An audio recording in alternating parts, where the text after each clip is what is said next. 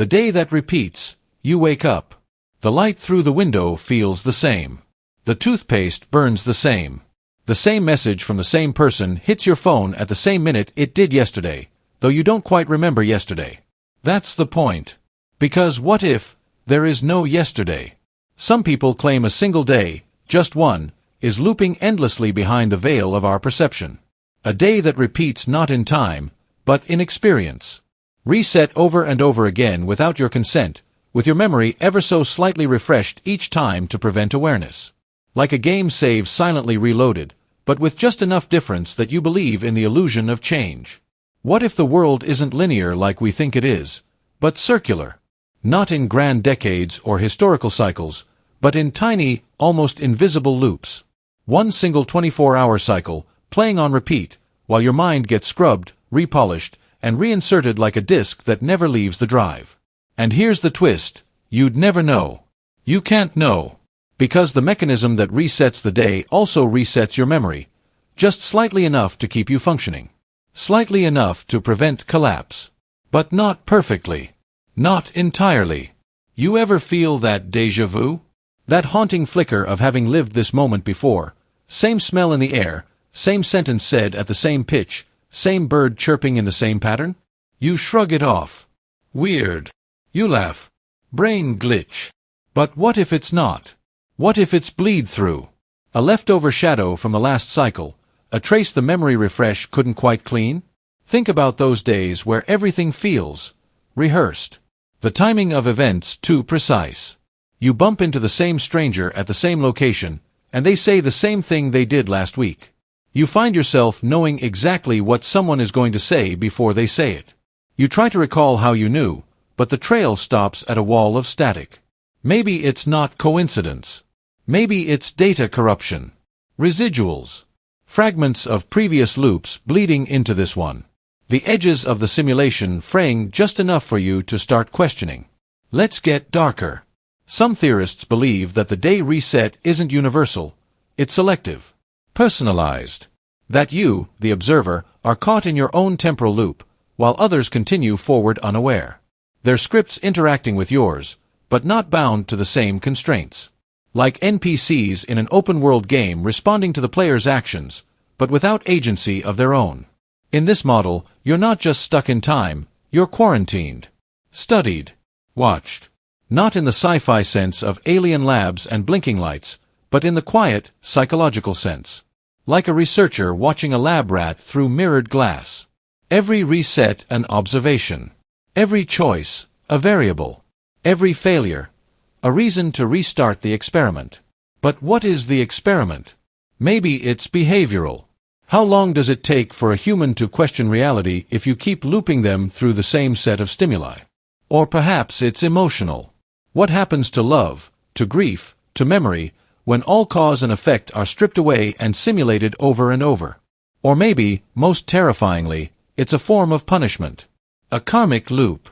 You once made a choice so catastrophic, maybe in this life, maybe another, that this one day was chosen as your prison. And the worst part? You were the one who designed it. A contract signed at the soul level. A self-inflicted purgatory to learn a lesson you no longer remember asking for. Now think about those people who suddenly change overnight. The quiet friend who wakes up radically different, more focused, more aware. The person who breaks a toxic pattern out of nowhere. The addict who stops using with no explanation. Some say that's the break. The moment someone finally escapes their loop. A perfect set of actions, of thoughts, of decisions that completes the hidden algorithm. A spiritual Rubik's Cube that, once solved, lets you move on. But what happens to those who almost get it right? There are stories, strange, unverified, unsettling, of people who have dreams so vivid they feel like warnings. A dream where they die, and then wake up to find their room rearranged, their scars gone, their journals incomplete. A dream where a choice was made differently, and then the next day, they experience everything going off script. For a brief moment, the loop fractures. Glitches multiply. Lights flicker. People forget your name. You feel like a ghost in your own life.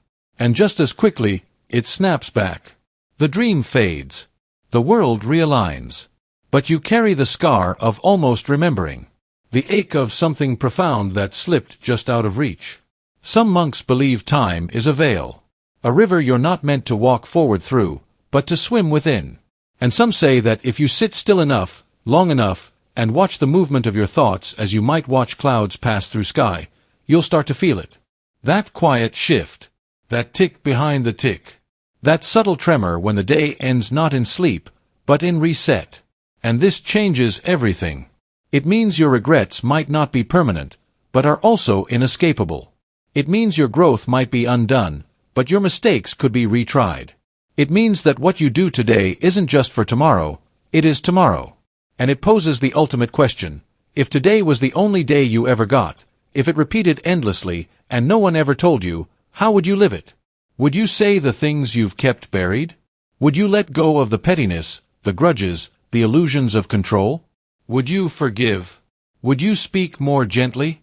Would you listen more deeply? Or would you collapse under the weight of knowing none of it leads anywhere? Because here's the paradox. Even if the day repeats, your choices still matter. Not for outcome, but for integrity. For consciousness. For awareness. What if the way out of the loop isn't to escape it, but to see it? To become so awake within the repetition that you transcend it, not by changing what happens, but by changing how you meet it. Maybe the day isn't repeating because you're trapped. Maybe it's repeating because you haven't yet fully shown up. You've lived this hour 100 times, but never once with full presence. Never once without distraction. Never once with your entire soul in it. And maybe that's the test. To treat every moment as sacred, even if you suspect it's a rerun. Because the moment you start doing that, the day doesn't need to repeat anymore. It's already been lived well. So tomorrow when you wake up, and everything feels exactly the same, pause. Watch the light shift on the wall. Listen for the sentence that sounds too familiar. Pay attention to the birdsong that strikes a chord you can't explain. And then ask yourself, is this the first time I've lived this day? Or just the first time I'm truly awake within it? And whatever the answer is, live it as if it's your last. Because maybe it is. Or maybe it always was. The birth reflection, imagine this. You're dying. Maybe it's peaceful. Maybe it's brutal. But the moment your final breath escapes, something strange happens. You don't fade into blackness. You don't rise above your body. Instead, you open your eyes, and you're crying. The light is too bright. The air is too cold. You're in a delivery room. A baby again. And not just any baby. Your birth. But it feels like the first time. Except it isn't. There's something in the air, something you can't name. A tension in your soul. You cry, but not just because your lungs are learning how to breathe. You cry because some forgotten part of you remembers what it means to lose everything. To die. And now, to begin again. This theory, called the birth reflection, claims that death doesn't end your life. It restarts it. Like a cosmic loop where your consciousness resets to the beginning of your timeline every time your body expires. You don't reincarnate as someone new. You don't move on. You go back to the very start. To yourself. Your body. Your memories. All erased but not entirely. You carry shadows. Faint echoes. Déjà vu. You ever walked into a room you swear you've never been in, yet felt like you've been there 100 times? Or met a stranger and knew what they were going to say before they said it? Or cried during a song that didn't even have lyrics? Maybe that's not imagination. Maybe that's residue. The theory doesn't suggest that this cycle is a blessing. It doesn't promise that you'll do better next time. In fact, the cruel part is, you don't know it's happening. You go through childhood again, thinking it's brand new, when in reality, it could be your 10th time, your 100th, your 1,000,000th. And each time, something breaks just a little more. A habit gets stronger. A fear deepens. A connection feels eerily stronger than it should. And you never quite know why. Your mind calls it intuition. But what if it's memory? There's a boy who, at the age of 4, refused to sleep in his room. Not because of monsters, but because he said he knew he'd died there before. He couldn't explain it. Couldn't tell his parents why he was afraid of the corner by the closet. But every time he walked by it, he froze. And years later, That very spot would become the place he'd suffer a traumatic seizure that nearly ended his life. Coincidence? Or was it a glitch in a loop he's already lived? There's a woman who, at the age of 30, met a man on a train. She said hello, and he smiled like he'd been waiting. They talked for hours, finished each other's thoughts, remembered things they couldn't possibly have shared. She joked that they must have met in another life. He said, "No, we just haven't stopped meeting." What if love doesn't always start fresh? What if some connections are just too strong to be forgotten, so they bleed through the reset? Like fingerprints left on the glass of time. Not proof, just trace. This theory splits into darker paths when you realize the implications. If you're stuck reliving the same life over and over, does that mean all your regrets come with you? Not consciously, but through instinct, through guilt you can't explain. You might avoid a job you were once passionate about. You might turn away from someone who once betrayed you, even if this time they haven't done anything wrong yet. Your past selves may not exist in memory, but they exist in tendency. What if your soul remembers trauma like your body remembers muscle movements? You flinch before the pain arrives. You hesitate before the danger appears. You recoil at kindness because you've once been tricked by it. And this time around, you have no proof. Just an unshakable feeling. But perhaps the most haunting implication is this. What if there is no escape? What if, no matter how well you live, no matter how hard you try to change, you still wake up at your birth again, every time, with no conscious access to all the lessons you learned? Would you call that eternal life, or an eternal prison? A mirror, not a ladder. A cycle, not a journey. You can't exit. You can only repeat. Some spiritual traditions talk about samsara, a wheel of death and rebirth. But in this version, there's no evolution. No karmic advancement. Just the same life. Your same face. Your same fate. Replayed in endless variations, with tiny, subconscious shifts. A butterfly effect triggered by a déjà vu you don't understand. And you begin to wonder, how much of your life has been scripted by echoes of versions of you that no longer exist? That moment you hesitated before crossing the street, did it save your life? Or did it change the story? That time you dropped out of school, was it rebellion? Or reliving a path that once broke you? What if all the times you just knew something, all the gut feelings that made no sense, were flashes from lifetimes ago, from mistakes made, from deaths already died? In one version, you climbed the mountain. In another, you fell. In one loop, you said, "I love you." In another, you stayed silent, and she left. All versions now layered beneath your skin like geological strata, pressure building. Shaping you. Without your permission. Maybe that's why some children are born old. They look around the world with tired eyes, ask questions too big for their mouths, cry for reasons even their parents can't soothe. As if their soul is carrying something too large. Something heavy.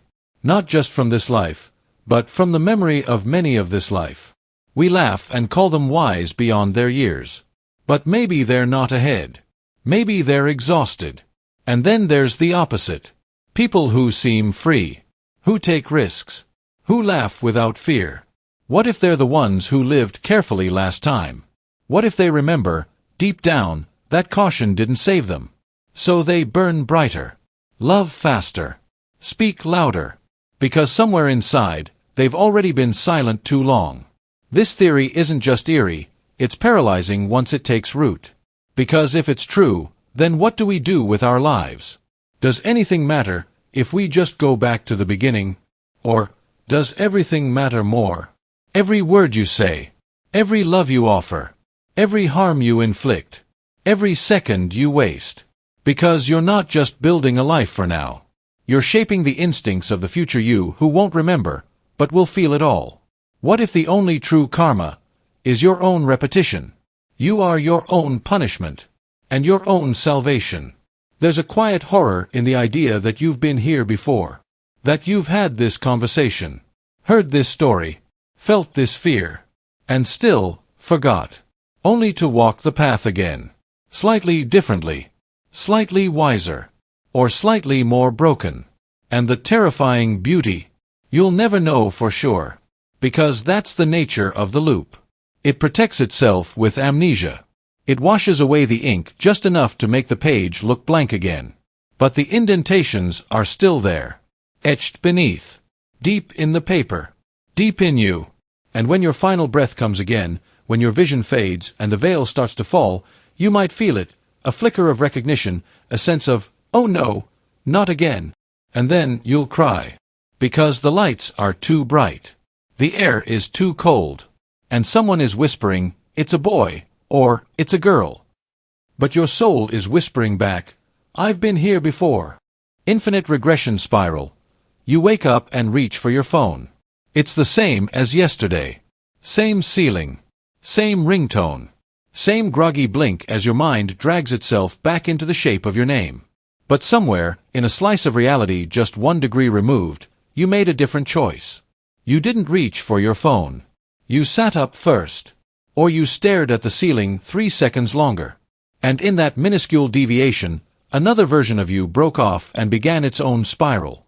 This is the unsettling architecture of the infinite regression spiral, a haunting pattern in which every decision you make fractures into a near-identical you, looping through the same sequence again and again, each iteration peeling away from the last by inches, not miles. The effect isn't visible to the naked eye. It's not something that shouts. It's something that hums. A background vibration of almostness. You sense it when you experience déjà vu that lingers a moment too long. When a sentence forms on your tongue and you feel like you've said it before. Not just in a dream, but in a life eerily adjacent to this one. Most multiverse theories comfort us with the idea of wildly different lives. In one world, you're rich. In another, you never met your best friend.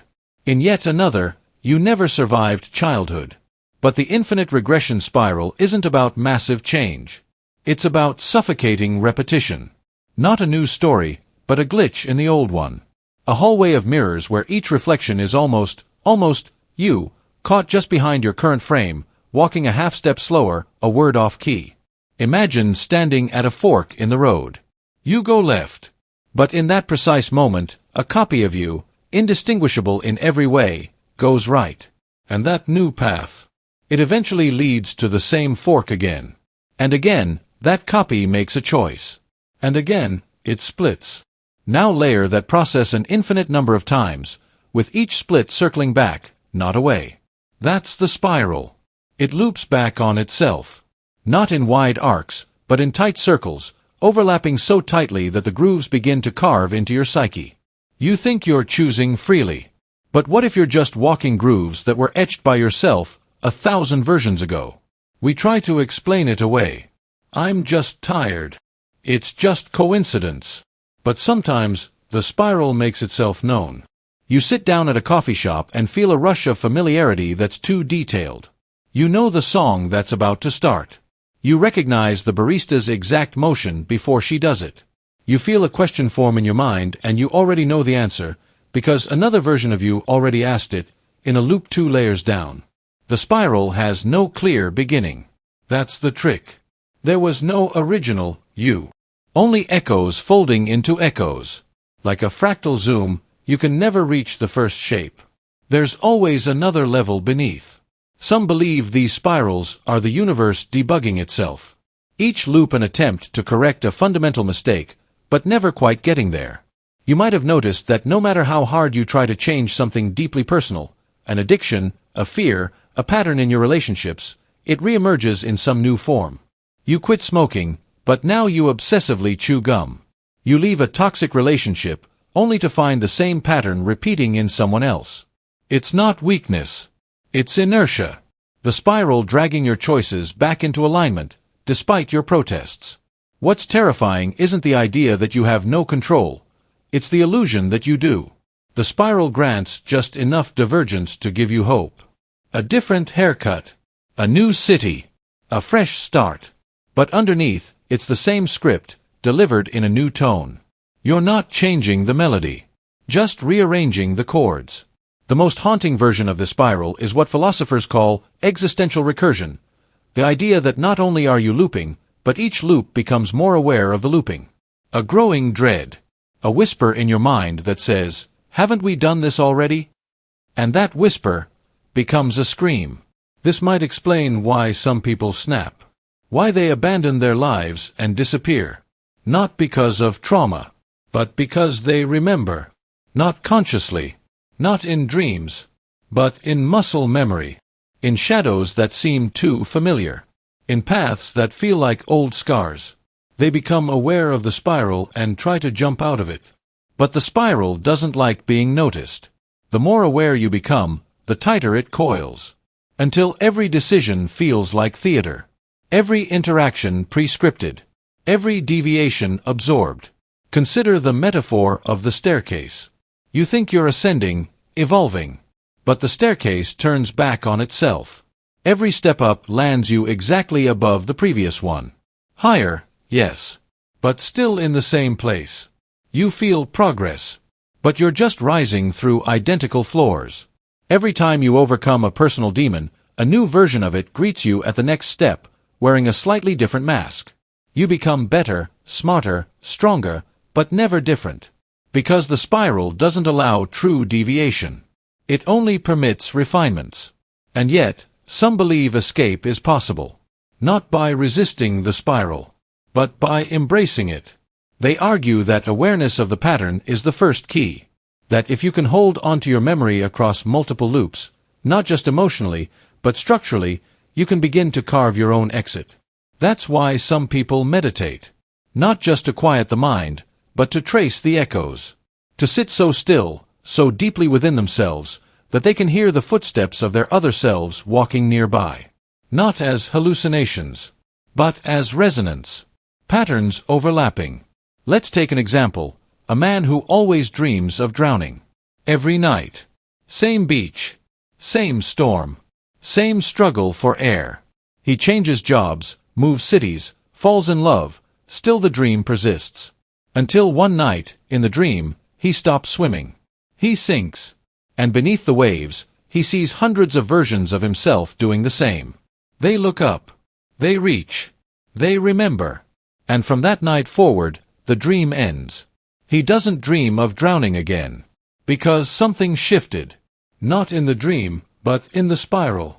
He synchronized with another self that broke the pattern. And that ripple moved upward. This is the horror and the hope of the infinite regression spiral. You are not trapped in a single loop. You are nested within many. Some tighter. Some looser. Some whispering and some screaming. And every time you think you've reached a new chapter in life, it's worth asking, is this really new, or just a better decorated layer of the same story? But even asking that question is power. Because the spiral feeds on blind repetition. Awareness shakes it. Even slightly. When you pause before reacting, when you sit in silence and feel the echo instead of rushing past it, you weaken the spiral's hold. Maybe not enough to break it, but enough to remind it that you know it's there. And maybe that's all we can do in this reality that loops and frays and folds in on itself like a Mobius strip made of decisions. Acknowledge the spiral. Feel its grip. And in those rare moments of clarity, those strange days when you feel like you've been here before, try something radical. Choose the path that feels least familiar. Even if it scares you. Even if it's quiet. Even if it feels wrong. Because maybe, just maybe, that's how you find the exit. Or at least, a different loop. 1 inch further. 1 inch freer. And sometimes, an inch is everything. The predestined script. Imagine waking up tomorrow thinking you have the freedom to choose what shirt to wear, what path to walk, what words to speak. You believe your decisions spring from some internal well of choice. You believe that if you change your mind halfway through the day, take a different turn, call someone you hadn't planned to, you're steering your life. But what if every action you take, every hesitation, every deviation, was already scripted? Not just loosely outlined, but written into the very geometry of the universe, etched into the fabric of space-time like grooves in a record, destined to play out in precisely the same way, every single time. Some physicists and philosophers argue this isn't just an abstract thought experiment. It's a genuine implication of certain interpretations of physics. In particular, the block universe view born from Einstein's theory of relativity suggests that all points in time, past, present, and future, exist simultaneously, eternally. To you, time may seem to flow, like a river carrying you from moment to moment. But in this view, Time is more like a frozen landscape. You are not walking through the forest. You are the forest, already there, in every tree, in every leaf. You don't move through the timeline. You are embedded within it. And if the timeline includes your entire life, then from birth to death, from the first word to the last breath, everything is fixed. Now, layer this with a chilling twist. The theory that this timeline doesn't just sit still in the vast eternity of spacetime, but that it repeats. Not like a loop you can recognize or remember. Not like déjà vu. But a perfect repetition. Each universe collapse, each heat death, each quantum reset gives birth to a new universe. And somehow, it replays the exact same script. Not because the universe wants to, but because it must. The laws governing particles, the constants of nature, the quantum fluctuations, all precisely aligned in such a way that no matter how many new beginnings occur, the result is always you, here, now, again. You might try to test this idea in your own life. Let's say you decide, in a burst of rebellion, to do something random, completely outside your normal behavior. Shave your head. Quit your job on a whim. Say something wildly out of character to someone you love. It feels like freedom. But according to this theory, you are always going to rebel in that exact way, at that exact moment. Your desire to defy the script? That too was in the script. Your rebellion is just a line in the predetermined play, delivered with emotion by an actor who doesn't know he's been cast. It's not a comforting idea. It reduces our deepest feelings, hope, regret, love, grief, to artifacts of a narrative we didn't write.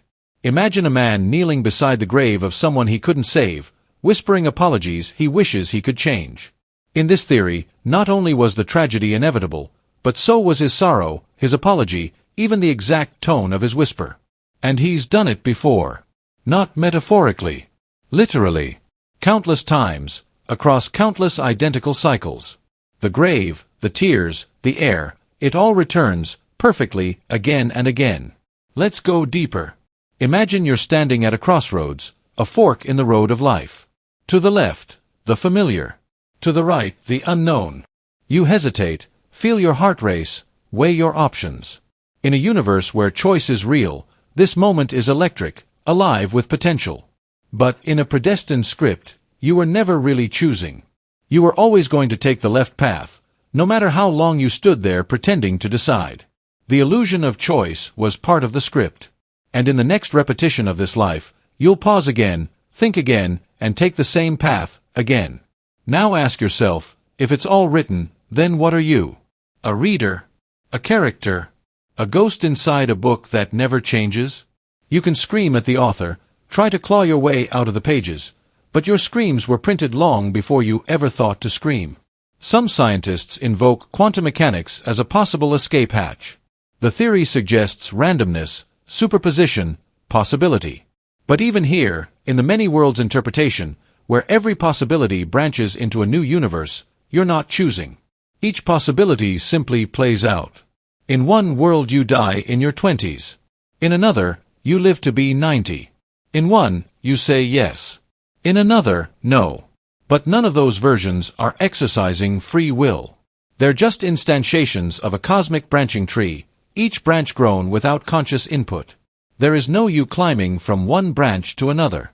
There is only the structure, immense, cold, beautiful. And in some versions of cosmology, even that branching collapses. The universe expands, contracts, resets. A new Big Bang. But the same conditions. The same script.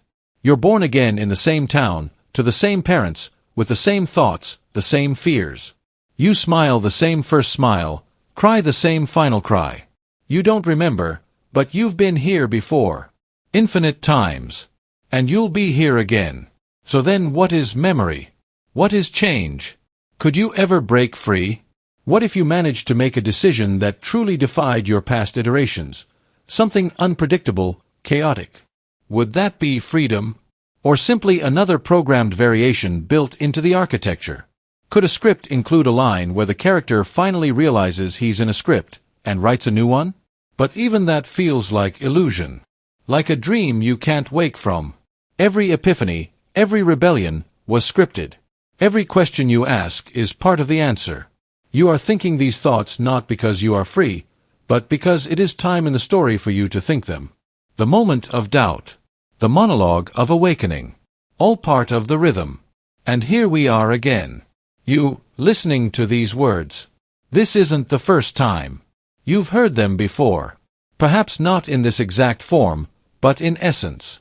Because if time is a loop, and existence is deterministic, then this video, this moment, this thought, it's always existed. It always will. It doesn't matter that it feels new. It only matters that it was always going to feel new. So what do we do with this idea? Do we despair? Do we give up, surrender to the predestined river that carries us from cradle to grave? Maybe. But maybe there's something else. Maybe awareness itself, this quiet realization, this still moment of observation, is the only thing we ever truly own. You may not be able to change the script, but you can watch it unfold with open eyes. Like an actor on stage who suddenly understands the play, who knows his lines are written but speaks them with new depth, with meaning. And perhaps that's what it means to be human. Not to break the loop, but to feel it. To know it. To touch the walls of the maze and still dance as if they were skies. You were always going to hear this. You were always going to feel what you're feeling right now. But still, you felt it. And maybe that's enough. This is the moment you were meant to awaken. Again. And again. And again. Until the script forgets to end. The playback universe. You're walking through your day, coffee in hand, mind drifting between to-do lists and half-faded memories, when it hits you, the weight of familiarity. Not nostalgia. Not déjà vu. But something deeper. Heavier. As if you're not living this moment for the first time, but rewatching it. Frame by frame. Word for word. Emotion by emotion. A perfect playback. Now imagine this isn't just your imagination. Imagine that the universe itself is a closed-loop recording, playing back your life, every breath, every heartbreak, every wonder, not as a metaphor, but as a literal phenomenon. Every sensation you feel, every fear you confront, every love you lose, it's already happened. It's all been recorded, catalogued, and archived. And now, you're just watching it unfold. Again. This theory, the playback universe, suggests that we are not autonomous agents moving through a dynamic present, but passive participants in an infinite replay. Not actors, but watchers. Not choosing, but remembering the illusion of choice. The emotions feel real not because they are new, but because the fidelity of the recording is flawless. Pain cuts as sharply as it did the first time. Joy glows just as warmly. There is no grain, no glitch, no sign that it's a rerun. And that's the terror of it. Because you don't get to know you're watching. You don't sit on a couch with popcorn and say, "Ah yes, I remember this scene." No. You feel it. You live it. Again. And again. And again. With no awareness that it's already happened, no hint that this entire existence is just another loop in a machine that never powers down. Consider the implications. That fight you had with your father, the words you wish you never said, the silence that lasted years, was not spontaneous. It wasn't a moment of heated emotion. It was playback. A scene already performed, captured, stored. And you are simply watching it roll out, powerless to edit the script. And not just the pain. The beauty too. The first kiss that melted time. The moment you held your newborn child. The way sunlight spilled over the kitchen floor the morning your mother hummed while making tea. All of it, recorded. Preserved. Replayed with such high fidelity that your brain cannot tell the difference between memory and now. But what would such a universe require? First, it demands determinism in its purest form. Every atom, every synapse, every fleeting thought, pre-sequenced. Every action, inevitable. Not fate, not destiny, but technical playback. There is no improvisation. No spontaneous error. You cry when the script says cry. You die when the sequence ends. Some physicists have toyed with similar ideas. The block universe in relativity theory posits that time is just another dimension, like space, and that past, present, and future all exist simultaneously. Every moment is fixed. Eternal. Unchanging. Like frames in a film reel. The present is merely the frame you're watching now. And if consciousness is a light moving across that reel, then perhaps the playback universe is just the projector running on loop. Others have speculated that consciousness itself is the playback mechanism. That what we think of as now is merely our awareness tracing over a pre-recorded path, like a needle on vinyl. The music plays, not because it is being created in real time, but because we are moving along what's already etched into the grooves. This would explain certain phenomena. Why we feel déjà vu. Why dreams sometimes predict events. Why trauma can feel like it's happening again, with fresh intensity. Because it is happening again. The emotions were recorded. You're just watching them unfold with the same immersive depth. The playback is perfect. Take a moment and think about your life. Have you ever truly changed course? Or have you just stumbled into the illusion of change? Maybe every choice was simply a branch you were always going to take. The path is there, waiting. You just haven't stepped on it yet. You might think, what about randomness? Quantum mechanics, chaos theory, unpredictability, don't those prove that the future isn't set in stone? But even chaos, when recorded, becomes fixed. The die has already been cast, and what you're seeing now is not the throw, but the memory of it. And here's the cruelest part. You may have already watched this life countless times. Thousands. Millions. There is no fast forward. No skip. You live every single second, every heartbreak, every sleepless night, every slow sunrise over the same skyline, again and again. And the playback never degrades. The technology of the universe, whatever force or intelligence designed this loop, ensures crystal clarity. Why? That's the question no one dares answer. Is this punishment? Is it preservation? Is it a desperate attempt to cling to what once was, a cosmic refusal to let go of a beautiful, broken past? Or is it a simulation running diagnostics, observing the same sequence to study its variables? Some theorists suggest that you are the observer, the one who created the loop. That you died once, long ago, and this is your attempt to hold on. You couldn't let go of your life, so you built a perfect replica and locked yourself inside it. Not as God, but as ghost. Not omnipotent, but imprisoned. Others say this is the only way the universe can know itself. That consciousness requires context. And the only way to generate context is through repetition. The same experience, over and over, until it becomes meaningful. Until it breaks free. If it ever does. But what would breaking free even look like?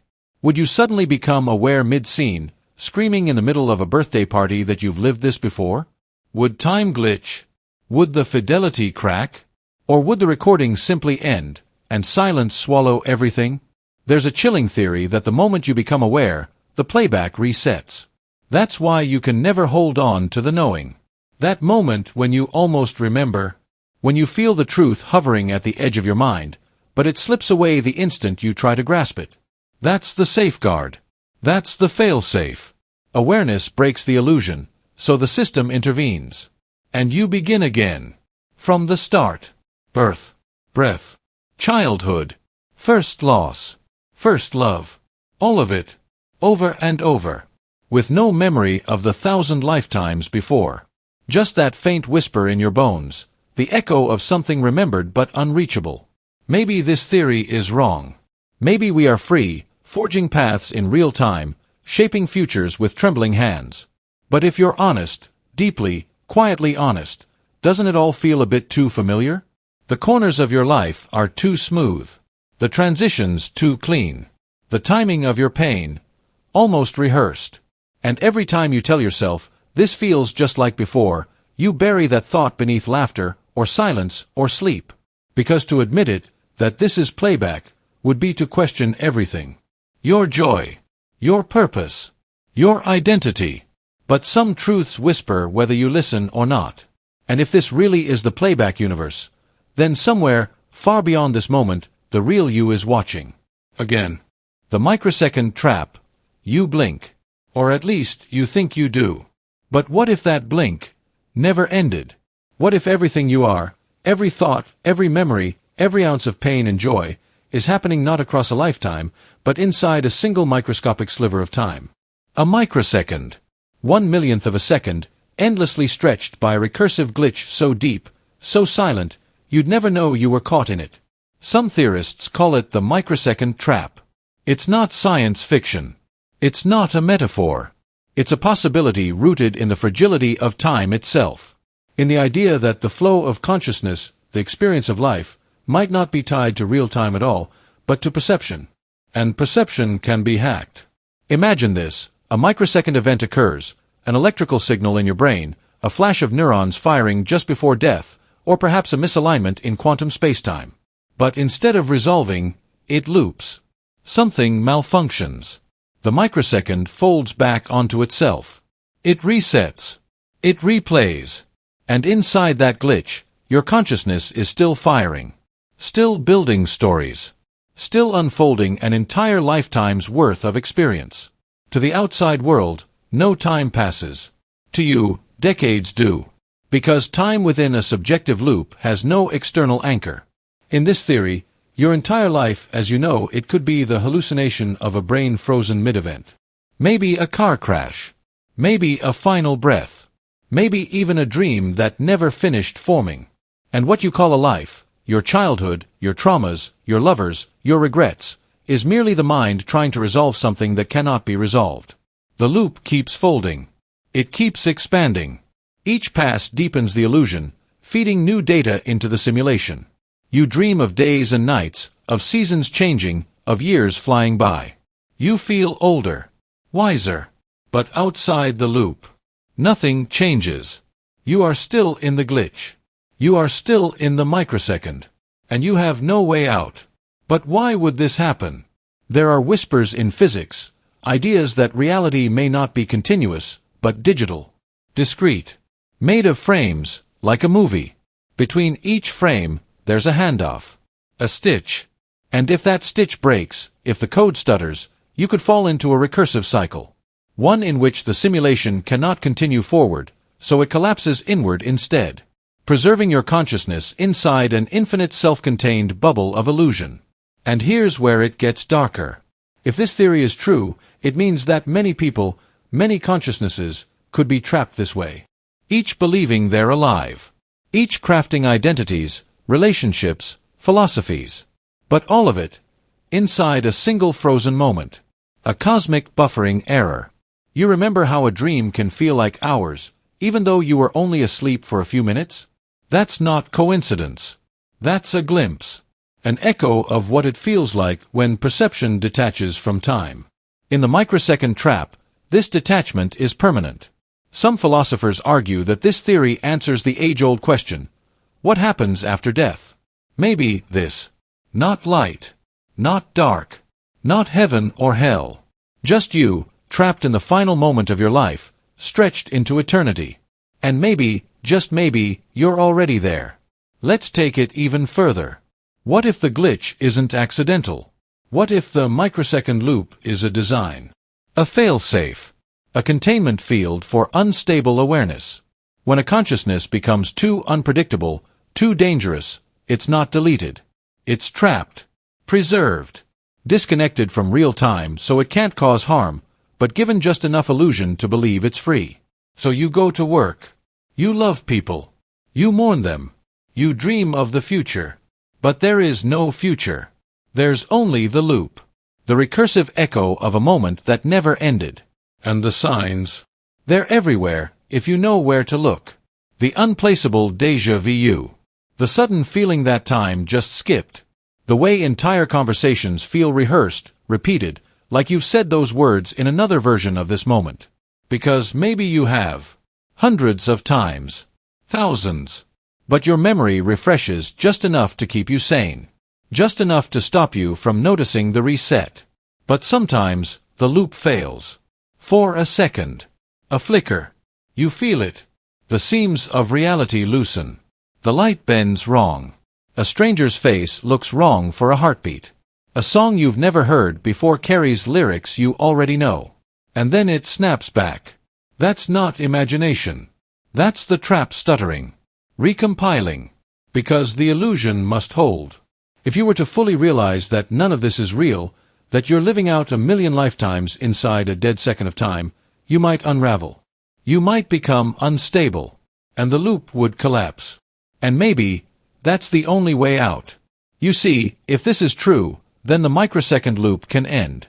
But not through time. Through awareness. If your consciousness becomes sharp enough, awake enough, self-aware enough to see the loop for what it is, the recursive code may not be able to contain it. The glitch breaks. The recursion dissolves. And you move on. To what? We don't know. Maybe the true timeline. Maybe another simulation. Maybe pure nothingness. But it would be different. It would be real. So the question becomes, how do you know if you're in the trap? You can't. Not for certain. That's the genius of it. But if you ever feel like time isn't moving right, if the days start feeling like set pieces, if your memories feel too polished, too repetitive, pay attention. Ask yourself if this moment feels too still, too smooth, too perfect in its imperfection. Because this, right now, could be the loop. This could be the moment before the collapse. The breath before the system fails. Or maybe, you've heard this all before. Maybe you're not hearing it now for the first time. Maybe you've heard it 1,000 times, in 1,000 previous loops, and each time, you almost woke up. But not quite. So if there's any part of you left that still believes in possibility, in the idea that you are more than a ghost in a glitch, then hold on. Focus. Be here. Fully. Fiercely. Because maybe, just maybe, this time is the one that breaks the loop. The time traveler's prison. You build the machine. You risk everything. You fold space around you like fabric, rip a hole through the ordinary, and fall backward into the past, into the one moment you swore you would change. And for a second, it works. The air smells like yesterday. The sun rises over a memory. You're there. Finally. Ready to fix what broke you. Ready to rewrite your pain. But you can't. Not really. Because the moment your foot touches the timeline, it fractures. Your change doesn't erase the old future. It creates a new one. A branch. A shadow. A fork in the road that wasn't there before, and never truly leaves the original path behind. And here's where it gets cruel. No matter how many times you try, every timeline you create begins to decay. Subtly. Quietly. But inevitably. The same tragedies find new disguises. The same betrayals wear different faces. The suffering you tried to avoid just shifts, reshaped, rebranded, but never truly erased. Like time itself is correcting for the disturbance. Or punishing you for the arrogance of trying. You change who dies, but someone else falls. You save the love you lost, but now they don't know who you are. You rewrite history, but your hands still feel blood. And worse, every timeline, no matter how distant, starts curving. Always bending. Spiraling. Until it folds back on the one timeline you ran from in the first place. You come back to where you started, but it's never quite the same. The angles are wrong. The sky feels off. The people smile too long, or not at all. You know it isn't real. Or maybe it's more real than anything else, and that's what makes it unbearable. You're not time traveling. You're time spinning. Round and round. Past and future. Cause and effect. But always chained to one truth. You don't escape your timeline. You orbit it. Forever. This is the time traveler's prison. It doesn't trap you with walls or chains. It traps you with hope. It traps you with the illusion of freedom. The lie that if you just go far enough back, fix the right moment, undo the right word, you'll finally be free. But freedom in this universe isn't about changing your past. It's about accepting it. And that is something no time traveler can do. There's a man who went back to stop his brother from enlisting. He staged the perfect plan. Got him arrested. Lied to authorities. Made sure he never went to war. In that new timeline, his brother lived. But his father didn't. The grief just shifted lanes. The pain just found another body. And when the man jumped again, to stop that death, it was his own wife who died. Like time demands a tax for each alteration. You remove one suffering, and another blooms in its place. He tried 17 times. Each one worse than the last. Until he realized, time isn't a river. It's a mirror. And every time you touch it, it shatters, but it never lets you out. Another traveler believed she could return to her childhood and stop her parents' divorce. She left messages, moved objects, orchestrated meetings that never originally happened. It seemed to work. They stayed together. But they never loved each other again. They just remained resentful, violent, cold. And in that reality, she grew up more alone than ever before. Sometimes tragedy is a wound. Sometimes it's a door. Close it too early, and you stay trapped in the room forever. Because time has one rule: whatever you flee, you carry. Every altered past becomes your new burden. Every fixed mistake leaves a scar you hadn't planned for. You think you're undoing fate, but you're just adding weight to your soul. Like a pendulum that swings wider and heavier with every loop, until finally you can't lift it anymore. And here's the darkest part. The prison doesn't need to stop you from moving through time.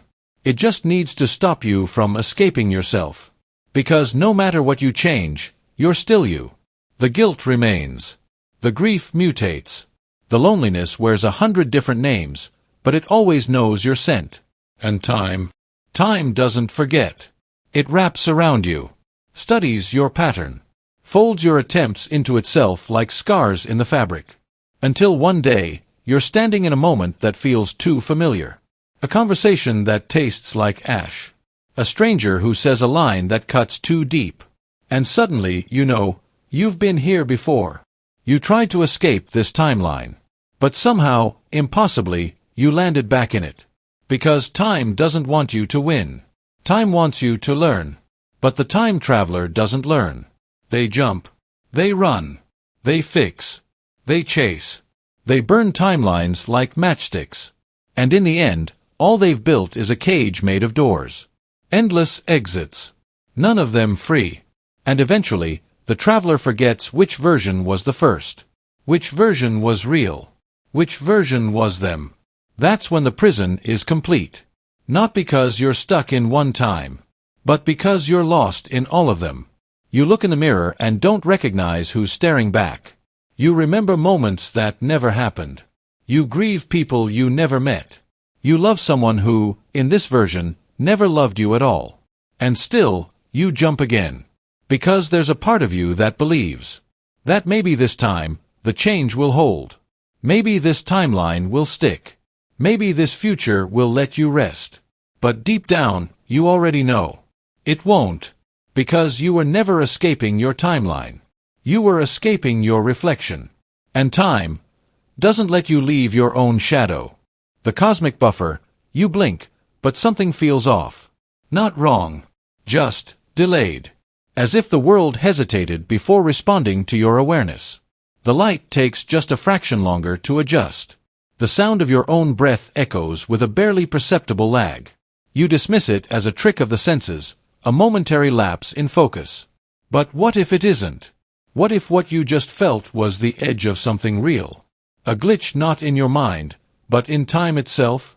There's a theory, a hidden mechanism beneath the surface of existence. It's called the cosmic buffer. And it suggests that reality does not unfold smoothly, linearly, or even freely. Instead, it buffers time, holding certain moments on repeat, until every conscious observer within that moment perceives it in a synchronized, complete way. Only then does time move forward. You've felt it, haven't you? That uncanny experience when everyone in a room suddenly goes silent. When a conversation feels like it just looped. When you say something, and someone replies a second too late, but you could swear they already replied. It's not just déjà vu. It's not just coincidence. It's synchronization lag, evidence of the buffer doing its job. Holding time like a loaded page, until the universe is ready to stream the next second. Imagine reality as a massive multiplayer game. You're one player. But the universe can't move on to the next event until all players, every consciousness involved, has rendered the current moment clearly. Until everyone has seen the data, interpreted the motion, understood the context. This buffering ensures consensus. Because without it, perception would fracture. Meaning would collapse. If one person hears the sentence and the other doesn't, if one sees the fire start and the other doesn't, time itself risks losing continuity. That's what the buffer prevents. It holds the moment in place, repeating it, re-rendering it, tweaking it in micro-loops, until agreement is reached. Until all observers have seen what they're meant to see, in the way they're meant to see it. Now, consider the implications. You could be experiencing a buffered loop right now. The seconds ticking by. They might have already ticked. This conversation, this breath, this heartbeat, it could be your fifth pass through this exact moment. But because your brain only retains the final accepted version, you don't notice the rewinds. The discarded versions vanish like evaporated dreams. But something deeper within you remembers. A faint echo. A residue. That feeling of, I swear this already happened, but more exact. More sharp-edged than ordinary déjà vu. Think back to every time the world seemed to pause. Elevator doors that take just a little too long to close. A streetlight that flickers oddly as you pass. The silence before someone speaks, as if the universe is holding its breath. These are not glitches. These are recalibrations. The cosmic buffer at work, making sure the narrative fits every observer's frame of reference. Because without coherence, reality fractures. Let's say you're in a room with 3 other people. One of them hears a sound before the others. One sees a shadow that no one else notices. The cosmic buffer rewinds that moment until all of you reach the same perceptual conclusion. The sound happens again. The shadow moves differently. The angle changes. Again and again until reality locks in, until the data stabilizes across all minds. And then, only then, the clock ticks forward. It could explain why time sometimes feels inconsistent. Why entire hours vanish in a blur while others stretch endlessly. Why certain events feel impossibly slow, like the moment before an accident, or the seconds before a life-changing message. These aren't just psychological phenomena. They may be evidence that the universe is struggling to get the moment right for everyone. The bigger the impact, the more critical the consensus. And the longer the buffer must hold. Some speculate that this process becomes even more intense during global events, things like eclipses, disasters, revolutions. When billions of minds focus on a single timeline, the buffer thickens. Reality holds itself taut like a wire, waiting for every pair of eyes to align, every thought to stabilize, before releasing the tension and letting history move forward. But not all observers are equal. The buffer prioritizes conscious awareness. It's not about biological presence, it's about perception. So if you're distracted, if your awareness lags behind, you become the variable. You become the reason the buffer holds the loop. The reason time won't unpause. And this may be why people who meditate, who slow their minds, who become hyper-aware of the present, often describe moments of eerie stillness. They're not hallucinating. They're catching the buffer in action. Now, here's the most haunting part. What if, in some timelines, the buffer never resolves? What if the observers within a moment never reach consensus?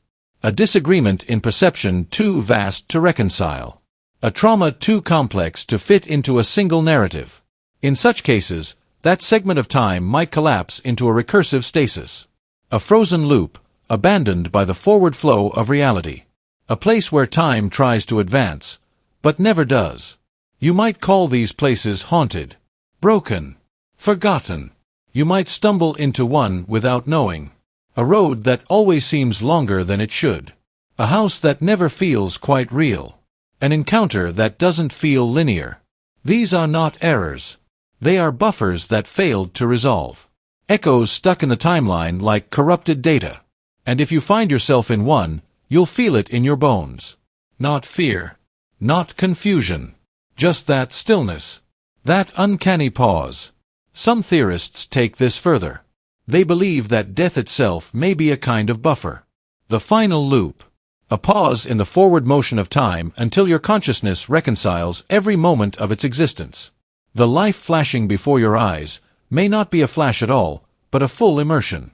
A long, recursive digestion of your timeline, held in the cosmic buffer until your awareness makes sense of it.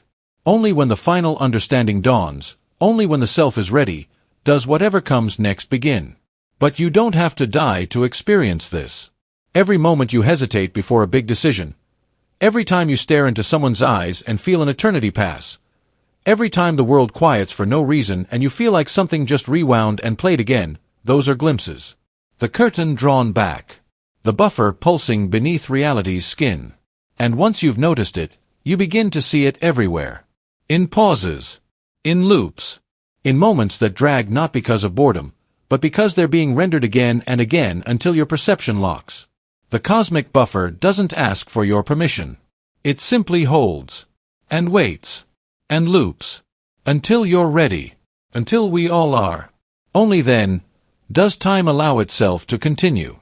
The emotional loopback, of all the things we trust the most, our emotions often rank highest. Joy feels pure. Grief feels final. Anger feels earned. But what if these powerful emotions aren't fully yours?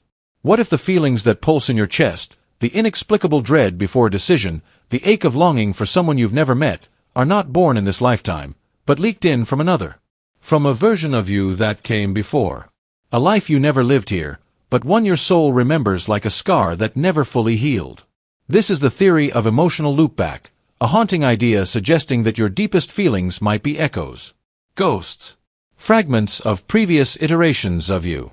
Not metaphorical past lives, but past versions of this very life, repeated over and over in an endlessly cycling timeline. And though your memory resets each time, the emotions do not. They cling. They survive. They reach forward like phantom limbs of unlived paths, tingling with sensations your body no longer understands but your soul refuses to forget. Have you ever stood at a crossroads in your life and felt a gut-wrenching sense of loss before even making a decision? A mourning, not for what is, but for what will never be. That's the loopback. A version of you already chose the opposite path, years ago or eons ago, in a life that was identical to this one except for a single moment of divergence. That other you lived what you didn't, loved who you didn't, lost what you never had. But the feeling, that invisible trace, follows you. It leaks into your chest like fog beneath a closed door, and you feel it as déjà vu, as melancholy, as inexplicable sorrow. A sadness without a source. We usually assume feelings must come from events. But in this loopback model, feelings may precede events. They are residuals. Echoes. Emotional gravity pulling you toward or away from something with no logical reason. You might fall in love with a stranger at first sight. Not because of chemistry or fate, but because in a previous loop, you spent decades with them. And now, your body remembers what your mind does not. You might avoid someone for no reason at all, your stomach turning each time they speak, not out of current danger, but because in another iteration, they betrayed you. Or worse. Think about dreams. Not the fleeting nonsense of flying or falling, but the dreams that feel too real. The ones that leave you breathless when you wake. The ones that fill you with joy so intense it aches, or with grief so dense you cry before your eyes even open. What if those dreams are emotional residue leaking through the cracks in time? A bleed over from another version of you that lived differently, felt differently, died differently. The emotions are still attached to your soul like static charge, discharging in moments of stillness. You wake up confused, but part of you knows, this wasn't just a dream. It was memory without images. Grief without a funeral. Love without a name. And sometimes, it's not subtle. Sometimes, the loopback hits you like a wave. You hear a piece of music for the first time and sob uncontrollably. You walk into a city you've never visited and feel homesick. You meet a child and instinctively feel protective in a way that logic can't explain. What if that child was your daughter in a timeline before this one? What if that street is where you died, again and again? In these moments, you don't remember in words. You remember in emotion. The loopback doesn't give you knowledge, it gives you weight. Emotional gravity that drags your spirit slightly off-center, like an orbit just barely misaligned. It makes you hesitate when you shouldn't. It makes you hold on when you should let go. And the hardest part is, you never know for sure. Because there is no proof. Only feeling. Only echo.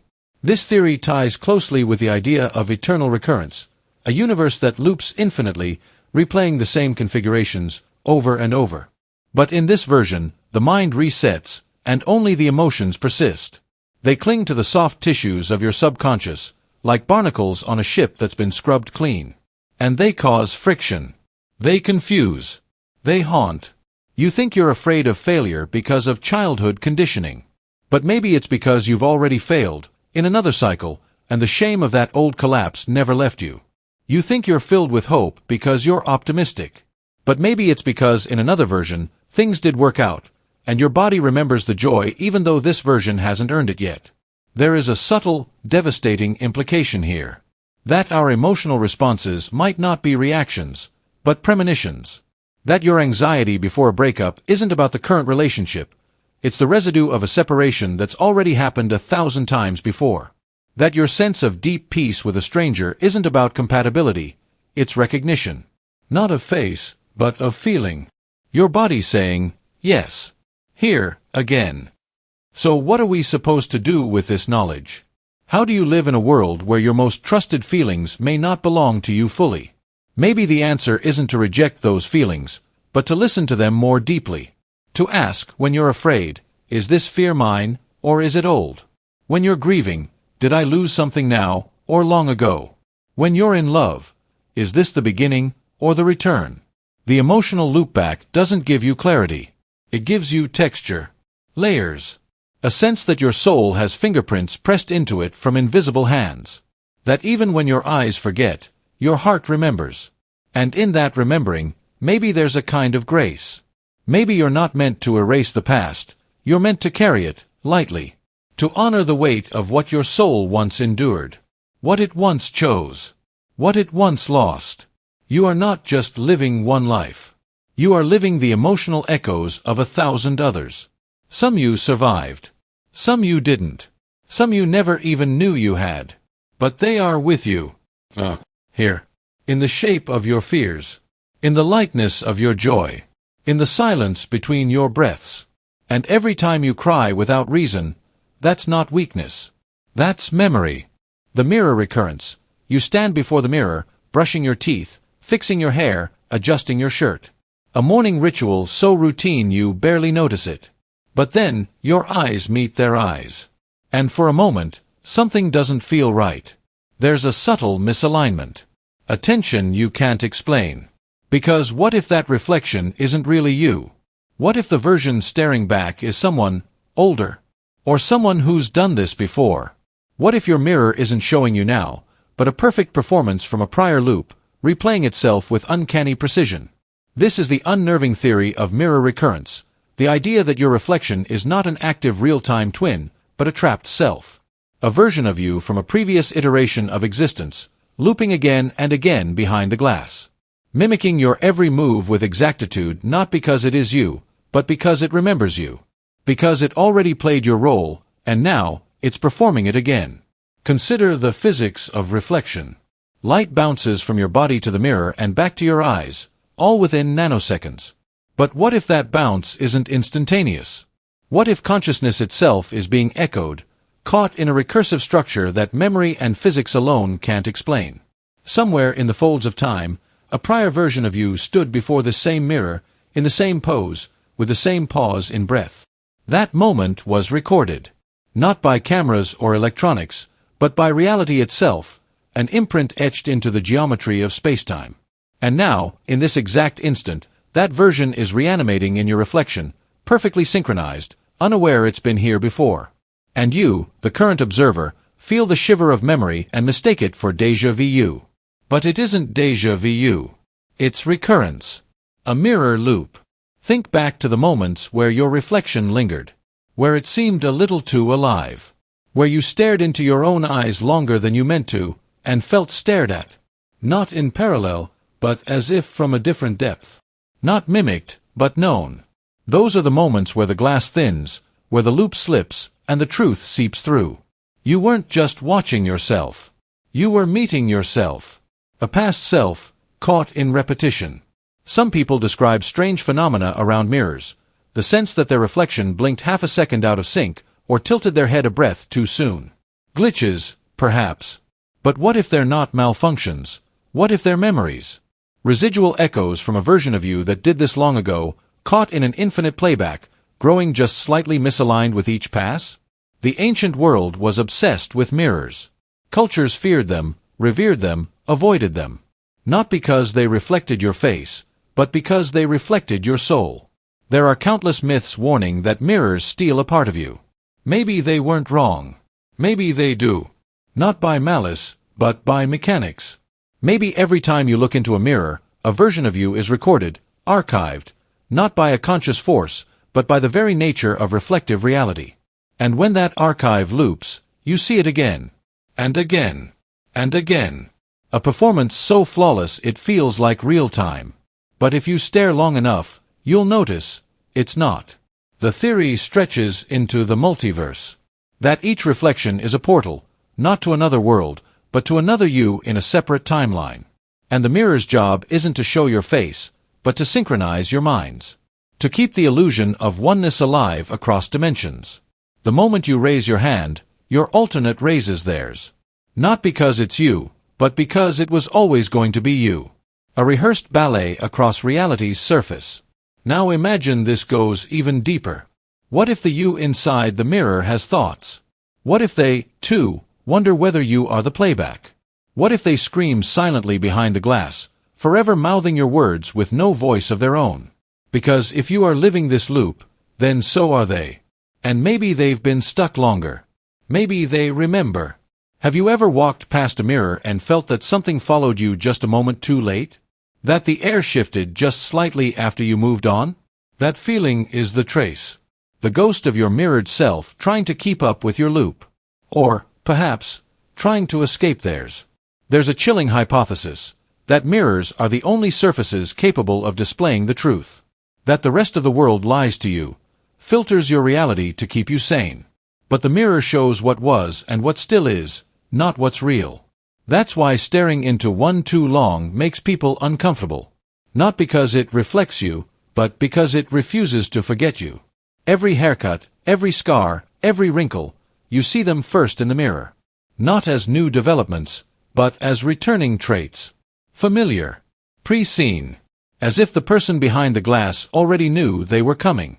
Because they lived this life once. And now, they're watching it unfold again. One motion behind, one breath behind, but infinitely aware. It begs a terrifying question. What happens if the loop breaks? What if the reflection doesn't follow you? What if it refuses to play the script? Would you notice? Or would you be the one trapped, while they walked free? There are rumors, tales whispered in dreamlike fragments, of people whose reflections smiled when they did not, turned when they were still, stared long after they walked away. And then, those people disappeared. Not vanished in the physical sense, but changed. Emptier. As if the version behind the glass had stepped into the world, and the original had become the reflection. If this theory holds weight, then every moment you spend in front of a mirror is sacred. Not for vanity, not for grooming, but because you are engaging with your timeline's residue. You are looking into a past that pretends to be present. And if you're not careful, if you blink at the wrong time or step away too soon, you might leave something behind. And the person staring back may no longer be you. So next time you gaze into the mirror, pause. Not out of fear, but out of reverence. Because the self you see may be older than this moment, wiser than this loop, and more haunted than you'll ever understand. You are not just watching your reflection. You are bearing witness to your own recurrence. The ancestral restart. You were born with a name, a history, a story you thought was yours alone. But what if it wasn't? What if your entire bloodline has been here before, exactly like this? Not metaphorically, not symbolically, but literally. Some ancient myths whisper of the ancestral restart, a curse, or perhaps a forgotten design, in which entire family lines are doomed to relive the same centuries, the same patterns, the same triumphs and tragedies, over and over again. Time doesn't loop for everyone, only for you and those tied by blood. You are not just your parents' child. You are their repeat. And the most chilling part? You don't even know it's happening. Because every time your line restarts, everything resets. Memories, events, the world itself. But what doesn't change is the path. You might think you're choosing freely. But what if your choices were already made long ago, and now you're just echoing them with fresh skin and updated names? Consider this. Why do families repeat the same mistakes across generations?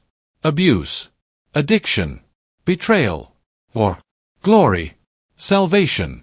Why do the same dynamics play out over and over like scripted plays passed down in blood instead of ink? We call it trauma. We call it conditioning. But what if it's not that simple? What if it's memory? Ancestral memory, not as a metaphor, but as a mechanism. A looping record scratched into the soul of your lineage. Where your grandfather's anger becomes your father's silence becomes your rebellion, and none of you know why you feel the weight of a war you never fought. In the theory of the ancestral restart, history isn't just repeating, it's replaying. Your family line is trapped in a closed circuit of time. And every 100, 200, 500 years, the cycle resets. The world is re-rendered. The technology might evolve. The language might shift. But the fates stay the same. A woman is always left at the altar. A son always dies young. A father always vanishes into obsession. A daughter always sees what no one believes. Over and over. But you think you're unique. Everyone does. Because that's how the loop protects itself from collapse. By offering the illusion of individuality. But sometimes, something slips through. You find an old journal written in a hand that looks eerily like your own. You dream of a farmhouse that your great-grandmother once described, but you've never seen a photo. You hear stories about an ancestor whose life mirrors yours with impossible precision. Not just in event, but in mood, in fear, in secret. You are not repeating them. You are becoming them again, and again, and again. Myths from West Africa, Northern India, and indigenous North America speak of blood curses and spiritual echoes, where a soul doesn't reincarnate into strangers, but loops inside its own lineage. The great-grandmother reborn as her great-granddaughter.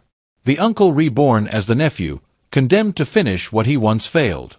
Some traditions believed that only a profound act of awareness could sever the loop. An act of radical forgiveness, or betrayal, or sacrifice so deep that it rewrites the story mid-script. But few ever get there. Why? Because the loop isn't just temporal, it's emotional. The grief, the shame, the pride, they anchor the circuit. They're the code that holds the restart in place. And most families, they'd rather hold their pain than break it. Because pain is familiar. Familiar is safe. And safe is the trap. Let's get deeper. Ever wonder why some people are drawn to specific times in history? Why a child has a phobia of drowning despite never having seen the ocean? Why your heartbeat races at the sound of a song from a century ago? These aren't coincidences. These are ripples, glitches, crosstalk between cycles. In the ancestral restart, your body is new, but your soul remembers. It's worn these clothes before, spoken these words before, buried these people before. And maybe that's why you ache without knowing why. Maybe you are mourning events that haven't happened yet in this cycle. But they did happen. And they will again. Unless you stop it. But how do you break a loop written in blood? It starts with noticing. With recognizing that the story you're living may not be yours, but a script handed down, worn thin with repetition. It starts with asking, why do I really fear what I fear? Why do I love who I love? Why do I keep running from the same thing, in different forms? It starts with staring down the inherited ghosts and saying, no more. Because every loop, no matter how tight, has a fracture point. And maybe, you are it. Maybe that's why you were born now. Not to relive, but to remember. Not to echo, but to shatter. So if you've ever felt the weight of 1,000 unseen hands steering your fate, if you've ever cried over something you couldn't name, or felt guilt that seemed older than your own sins, know this, you might be the memory. But you can also be the reset. You are the bloodline's echo. But maybe, you are also its ending. Or its beginning. The near-death reset. They say your life flashes before your eyes just before you die. But what if that flash isn't a memory? What if it's everything? Not just your past. Not just your regrets or your joys. But your entire existence, folded, layered, stretched across dimensions of time you never knew you were part of. And in that final moment, your consciousness doesn't fade. It fractures into infinity. This is the near-death reset. It starts with a heartbeat, or the end of one. A final thump, then silence. But the silence is deceptive. Inside it, an explosion. Not outward, like a bomb. Inward, like a mirror shattering into reflections of everything you've ever been, could have been, or might still be. Time doesn't end when you die. It bends. And in that bent space, a loop forms. Some near-death experiencers say they saw their childhood in full color, followed by their own funeral, followed by their birth again, only to wake up seconds later on an operating table. They call it a vision. A hallucination. But what if it's something deeper? Not imagination, but compression. Not delusion, but exposure to a higher resolution of time. Your brain, in its last spark of electricity, fires all at once. But not just neurons. Moments. Entire sequences of life events, not in order, not linear, but in simultaneous burst. Like a film reel fed into a projector that suddenly spins at the speed of light. And you don't just see your life, you feel it. Every second. All at once. Imagine the laughter of your 6th birthday overlapping the tears from your divorce. Imagine the breathless joy of falling in love echoing under the crushing weight of every apology you never made. Imagine meeting your mother as a child and your child as a stranger, all within the same flicker of awareness. This isn't a replay. It's a reset. But not to begin again, to remember again. To remember it all. Because in this theory, the moment before death isn't an ending. It's an unfolding. A collapse of the timeline into one hypersaturated point of consciousness where your identity, your experiences, your fears and hopes, all become one continuous, fluid awareness. Like your soul is trying to take one final breath, not of air, but of truth. Some survivors describe this as being outside of time. They say they watched decades unfold in seconds. They spoke with beings of light. They became pure thought. Others say they saw infinite versions of themselves, all walking different paths, all reaching the same end. One man described it as a hallway of mirrors, every reflection showing him a life he almost lived. Another said he saw the face of every person he ever harmed, and every version of himself who chose not to. What's chilling is not the beauty of these accounts. It's the consistency. Why do so many report the sensation of infinite experience within a single heartbeat? Why do so many come back, different, changed, softer, wiser, as if they've glimpsed the machinery of existence and returned with oil still on their hands? Maybe because, for that brief sliver of non-time, they became something more than human. Something outside the boundaries of chronological reality. A being not defined by birth or death, but by observation. By awareness stretched across a loop that doesn't rewind or fast forward, it simply is. Some quantum theorists suggest time isn't a line at all, but a cloud. A fractal field. Every moment coexisting. And it's only our limited consciousness that experiences it as a sequence. But what if death lifts that limitation? And what if that final burst, the near-death reset, isn't just the end of your story? What if it's the moment you read the entire book, backwards, sideways, all at once? It would explain the intensity, the tears, the warmth, the terror, the conversations with people long gone, the sights you never lived, the unshakable conviction that you understood everything before the light pulled away. You didn't go somewhere else. You went deeper into here. And when you wake up, if you wake up, something lingers. Not just the memory, but the texture of it. The weight of knowing that there is more, and that you've seen it, if only briefly. Some never speak of it. Others spend their lives trying to recreate that moment through meditation, art, silence, risk. Trying to touch again what they only brushed for a second. But here's where it gets more terrifying. What if you don't wake up? What if your last moment of consciousness doesn't vanish, it loops? Infinitely. What if that flash before death, those endless, folded layers of reality, becomes your eternity? Stuck in a recursive spiral of self-awareness, trapped in a cosmic heartbeat that never quite ends. Not hell. Not heaven. Just yourself. Forever aware. Forever watching. A soul stuck in the feedback loop of its own existence. Maybe that's why some people scream before they die. Maybe some part of them senses it, that they're not about to stop existing. They're about to become everything they've ever been, and nothing new. No more change. Just reflection. Maybe that's why others smile. Because they feel the truth, That in that last second, we rejoin the whole. That our lives were never linear, never meaningless. They were just one thread in a grand tapestry. And death isn't being cut loose, it's being woven back in. And maybe that's why time feels different near death. Because time is different near death. It bends. It shatters. It reveals itself. You don't pass into another world. You pass into all of them. And from there, maybe you choose. Maybe the near-death reset is a cosmic threshold, a place where you decide whether to stay or return, whether to loop or evolve. Maybe it's not punishment or reward. Maybe it's a mirror. And in that final heartbeat, you don't just remember who you are. You finally see it. All of it. And then, either you wake up with a gasp, or you keep falling into the flash, forever. The universal rerun. You look up at the night sky and see stars, burning, distant, ancient. You tell yourself they're random, born of chance. Galaxies swirling in chaotic beauty across a dark and indifferent void. But what if that chaos isn't random? What if the very arrangement of those stars is familiar? Not to your memory, but to something older, something buried so deep inside existence that not even time can erase it. There is a theory, one that haunts the quiet minds of physicists and philosophers alike. They call it the universal rerun. The idea is deceptively simple, but profoundly disturbing.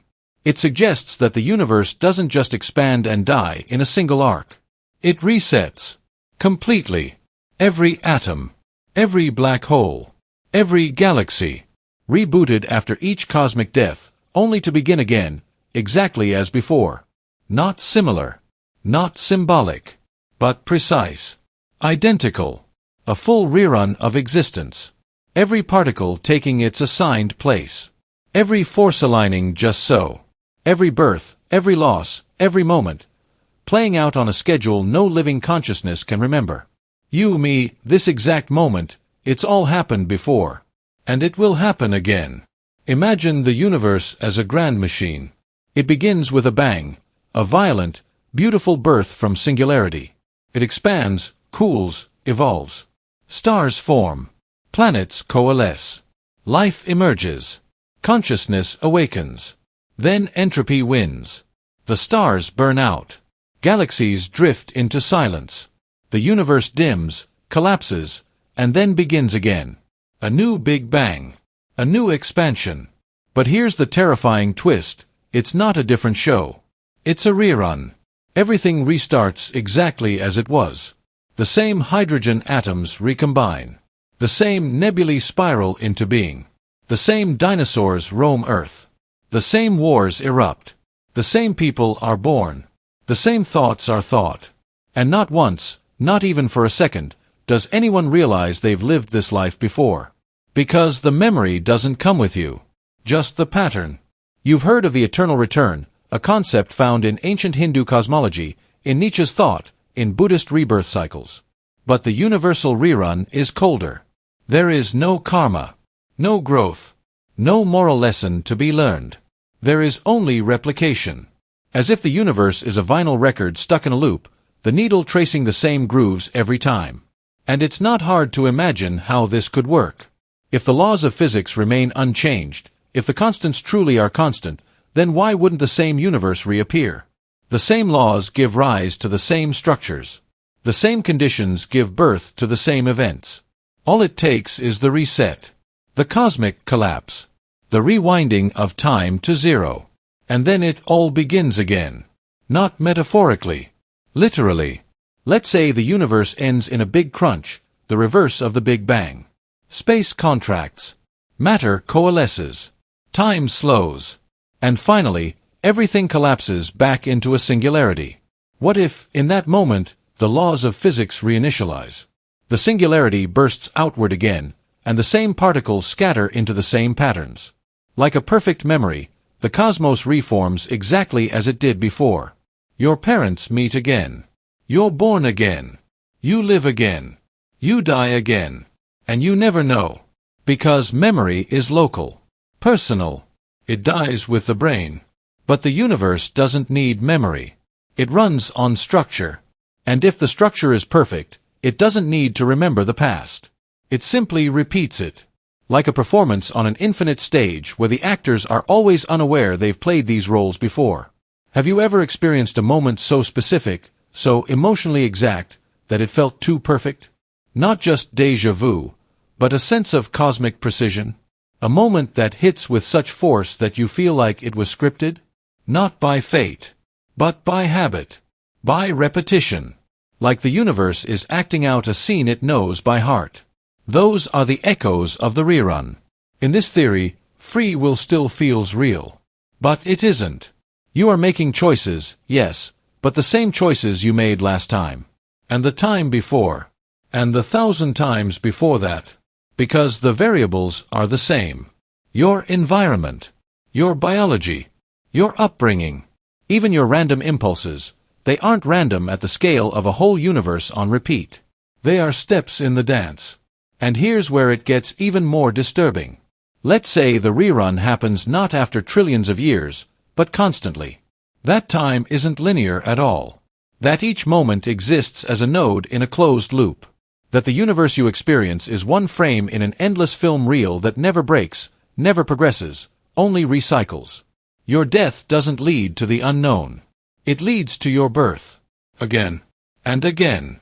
And again. No upgrades. No evolution. Just reruns. Some theoretical physicists explore this through the concept of a cyclical universe. Models like conformal cyclic cosmology suggest that what we call the end of time might feed directly into the next Big Bang. Mathematically, it fits. Philosophically, it chills. Because if this is true, then even the deepest tragedies, the greatest wars, the smallest regrets, will return. The pain doesn't end. It resets. But so does beauty. The kiss you never forgot. The laugh that healed you. The kindness of a stranger that changed your life. All of it returns. Maybe there's some strange comfort in that. Some believe that consciousness itself is the key. That if we become aware of the loop, if we remember even a sliver of the rerun, we can break it. That enlightenment isn't about escaping life, but escaping repetition. That remembering is the only rebellion. But what if we're not supposed to remember? What if the perfection of the rerun depends on our forgetfulness? What if the universe silences memory to preserve the loop? That would explain a lot, wouldn't it? The eerie sense that you've met someone before, when you haven't. The way a place feels familiar even though you've never been. The strange predictability of certain emotional patterns, as if your soul knows what's coming. Not because of prophecy, but because it's happened. Before. Exactly. On time. This is the universal rerun. A cosmic theater performing the same story again and again, to an audience that forgets they've seen the show. And you? You are the actor. The viewer. The scene. You've said these words. Felt these feelings. And you will again. Until something changes. If it ever does. Or maybe this is all part of the script. This very thought. This moment of doubt. This haunting wonder. And when the stars burn out once more, and the curtain falls on this universe, the lights will go dark. Only for a moment. Then the projector will hum again. The Big Bang will roar. And the show will start. Exactly as before. The observer's paradox. You open your eyes, and the world takes shape. A room, a wall, a clock ticking. The moment you observe something, it seems to freeze into certainty, as if your glance presses a seal on the soft wax of possibility. But what if that very act of observing isn't passive at all? What if, by observing reality, you aren't just watching it unfold, but forcing it to repeat? Like a needle dropping on a vinyl record, skipping backward every time you look too closely. This is the chilling implication of what some call the observer's paradox, that the act of observation itself could be the trigger that pins time to its earlier frames, trapping us in repeating corridors where the past and future are illusions, carefully rearranged reruns of a moment you thought had passed. We often assume observation is harmless. That to look at a moment, to measure it, to describe it, is to witness it as it is. But in quantum mechanics, observation changes the thing observed. A particle in superposition, both here and not here, collapses into a definite state only when observed. Before that, its probability, its wave, It's possibility itself. But your gaze demands resolution. It demands that the universe choose. And in doing so, it may trigger more than just collapse. It may summon repetition. Now, stretch this idea across time itself. What if time doesn't flow, but loops in tightly wound spirals, and what pins each loop in place is your awareness? You observe a moment, and in doing so, you lock it. Like freezing a frame in an endless film reel. But here's the twist, the moment doesn't just stop, it replays. Every time you remember it, revisit it, question it, the loop tightens. You're not just recalling the past, you're reliving it, again, because your observation keeps dragging it into the present. You're trapped not by the moment itself, but by your need to see it. It sounds impossible. But haven't you felt it? That sensation when time stutters. When you walk into a room and forget why. When the same thought reappears at the same hour, for no reason. When you dream something, then live it, then remember dreaming it, and suddenly you're unsure what came first. These are the footprints of a corridor walked too many times. Not a glitch, but a recurrence. Your awareness loops back, pulling the world with it. Some theorists suggest that consciousness acts like a stabilizer in a chaotic universe. That without it, nothing is real, just a haze of uncertainty. But what if it's not a stabilizer at all? What if consciousness is a projector, casting light on one frame over and over until the film melts under the repetition? Each time you become aware of a moment, you rewind it. You choose it again. Not consciously, but mechanically, instinctively. And so the corridor forms. You've felt the corridors. In déjà vu, where the moment feels carbon-copied from a past you never lived. In habits you can't break, in thoughts that return like tides.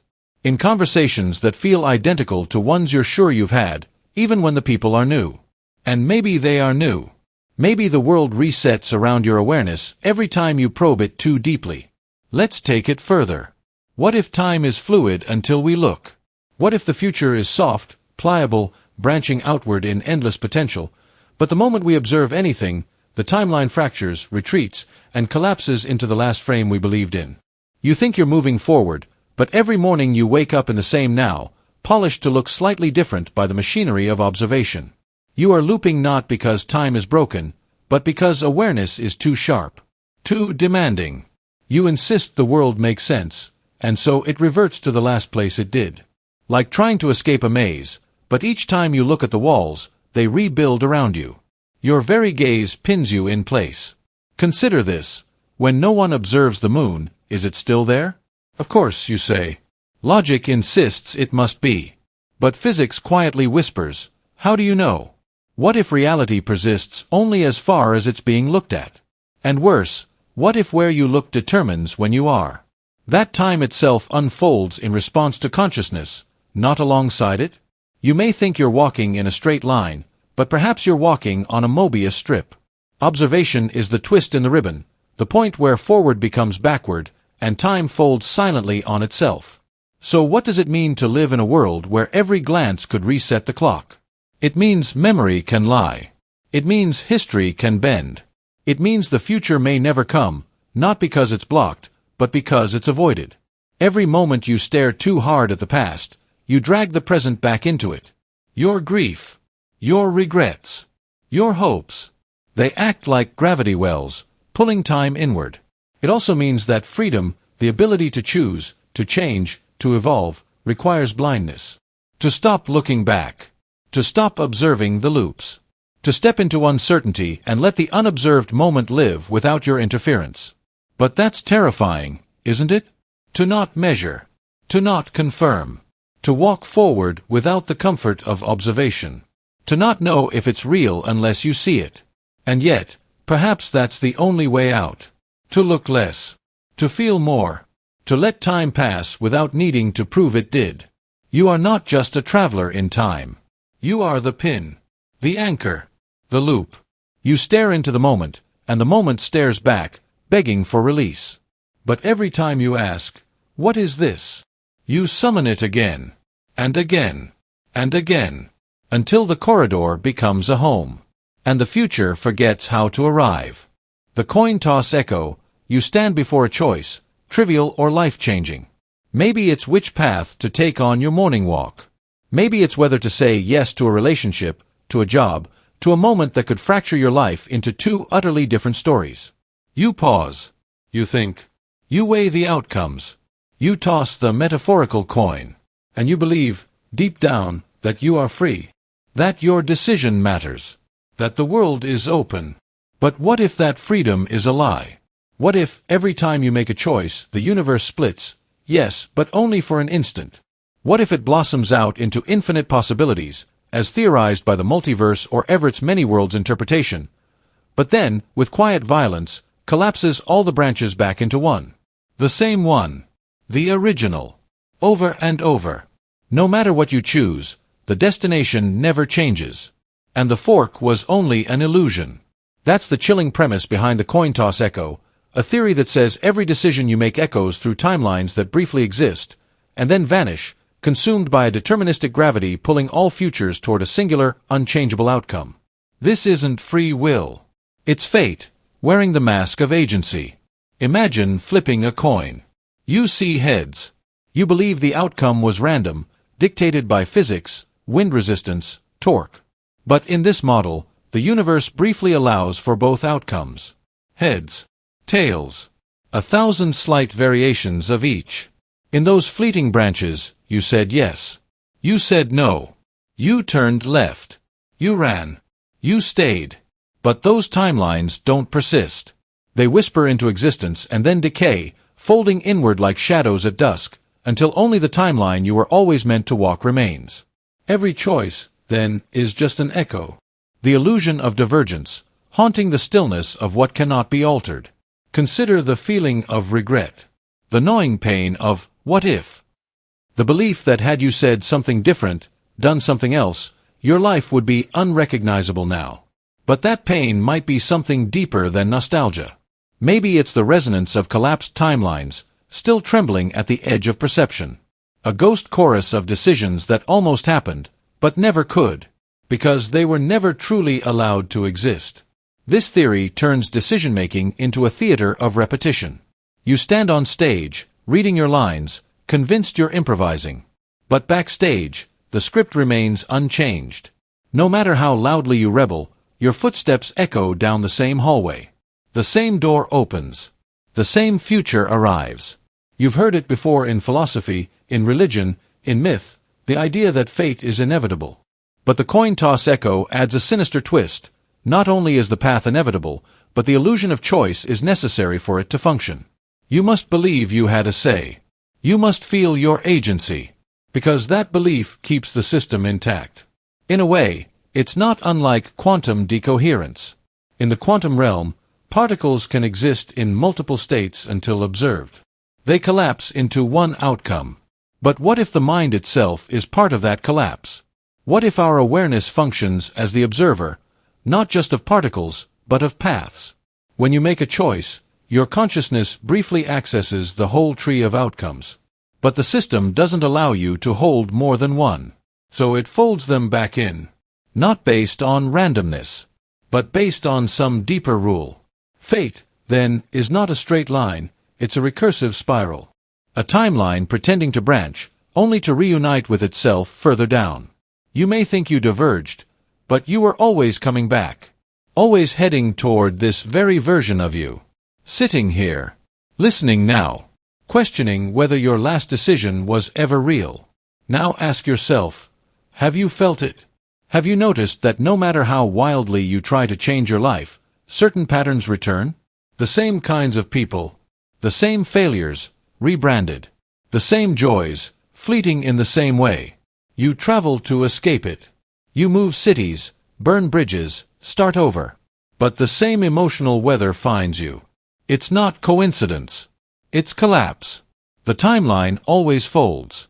Even major life events, moments you were certain rewrote your entire narrative, sometimes feel hollow in hindsight. Like they were always going to happen, no matter what. The job you landed because of a chance meeting. The loss that arrived after a string of random coincidences. But what if none of it was chance? What if every event was an echo stabilizing itself, drawing itself back into the path you cannot leave? Some scientists propose a block universe, where past, present, and future coexist. In such a model, time is not a river, but a frozen sculpture. You don't move through it. You are it. All of it. Already. So perhaps your coin toss doesn't determine anything. It merely reveals where the sculpture already bends. You see the motion. But the outcome was always etched. Still, your brain rebels. It feels like you're choosing. It feels like you could have done otherwise. That illusion is essential. Because without it, you might break. If you knew, truly knew, that every decision had already been decided, would you still bother to live it out? Would you still wake up tomorrow, or speak to the people you love, or build anything? Maybe that's why the echo is faint. Why we don't remember all those collapsed timelines. Why they vanish quickly, like dreams upon waking. Because to feel them too vividly would destroy the illusion. And the illusion is the only thing keeping the mechanism alive. This brings us to a final, terrifying possibility. What if someone, something, outside the system does remember? What if an intelligence watches you make your choices, knowing full well how the echo will resolve? What if your entire existence is a carefully curated playback, not for you, but for them? Your agency becomes a show, a ritual, a loop meant to preserve the sanctity of fate while appearing to dance with chaos. And the coin toss? It was never up to you, but you had to believe it was. So next time you're on the edge of a decision, when your heart pounds, and your thoughts race, and your future hangs in the balance, pause. Not to weigh your options, but to listen. Because if you're quiet enough, you might hear them, the echoes of all the paths that could never be. And you'll feel it, the gravity of fate, pulling your branches home. The lifetime carousel. You sit by the window and feel it, again. That strange, aching pull in your chest. The street outside, the clouds, the faint rustle of trees. All of it feels familiar. Too familiar. But not in the way memory works. No. This is deeper. Like something your soul remembers, even when your mind cannot. A sorrow that's not yours, but is. A nostalgia with no origin. No story. No name. Some believe this is not a feeling. It's a clue. A fracture in the illusion. They call it the lifetime carousel. A theory that your life, this one, is not your first. Nor your second. But the latest in an endless cycle of identical reruns. You live, you die, and then you live again. Same parents. Same childhood scars. Same love stories. Same betrayals. Same ordinary Tuesday afternoons. Over and over.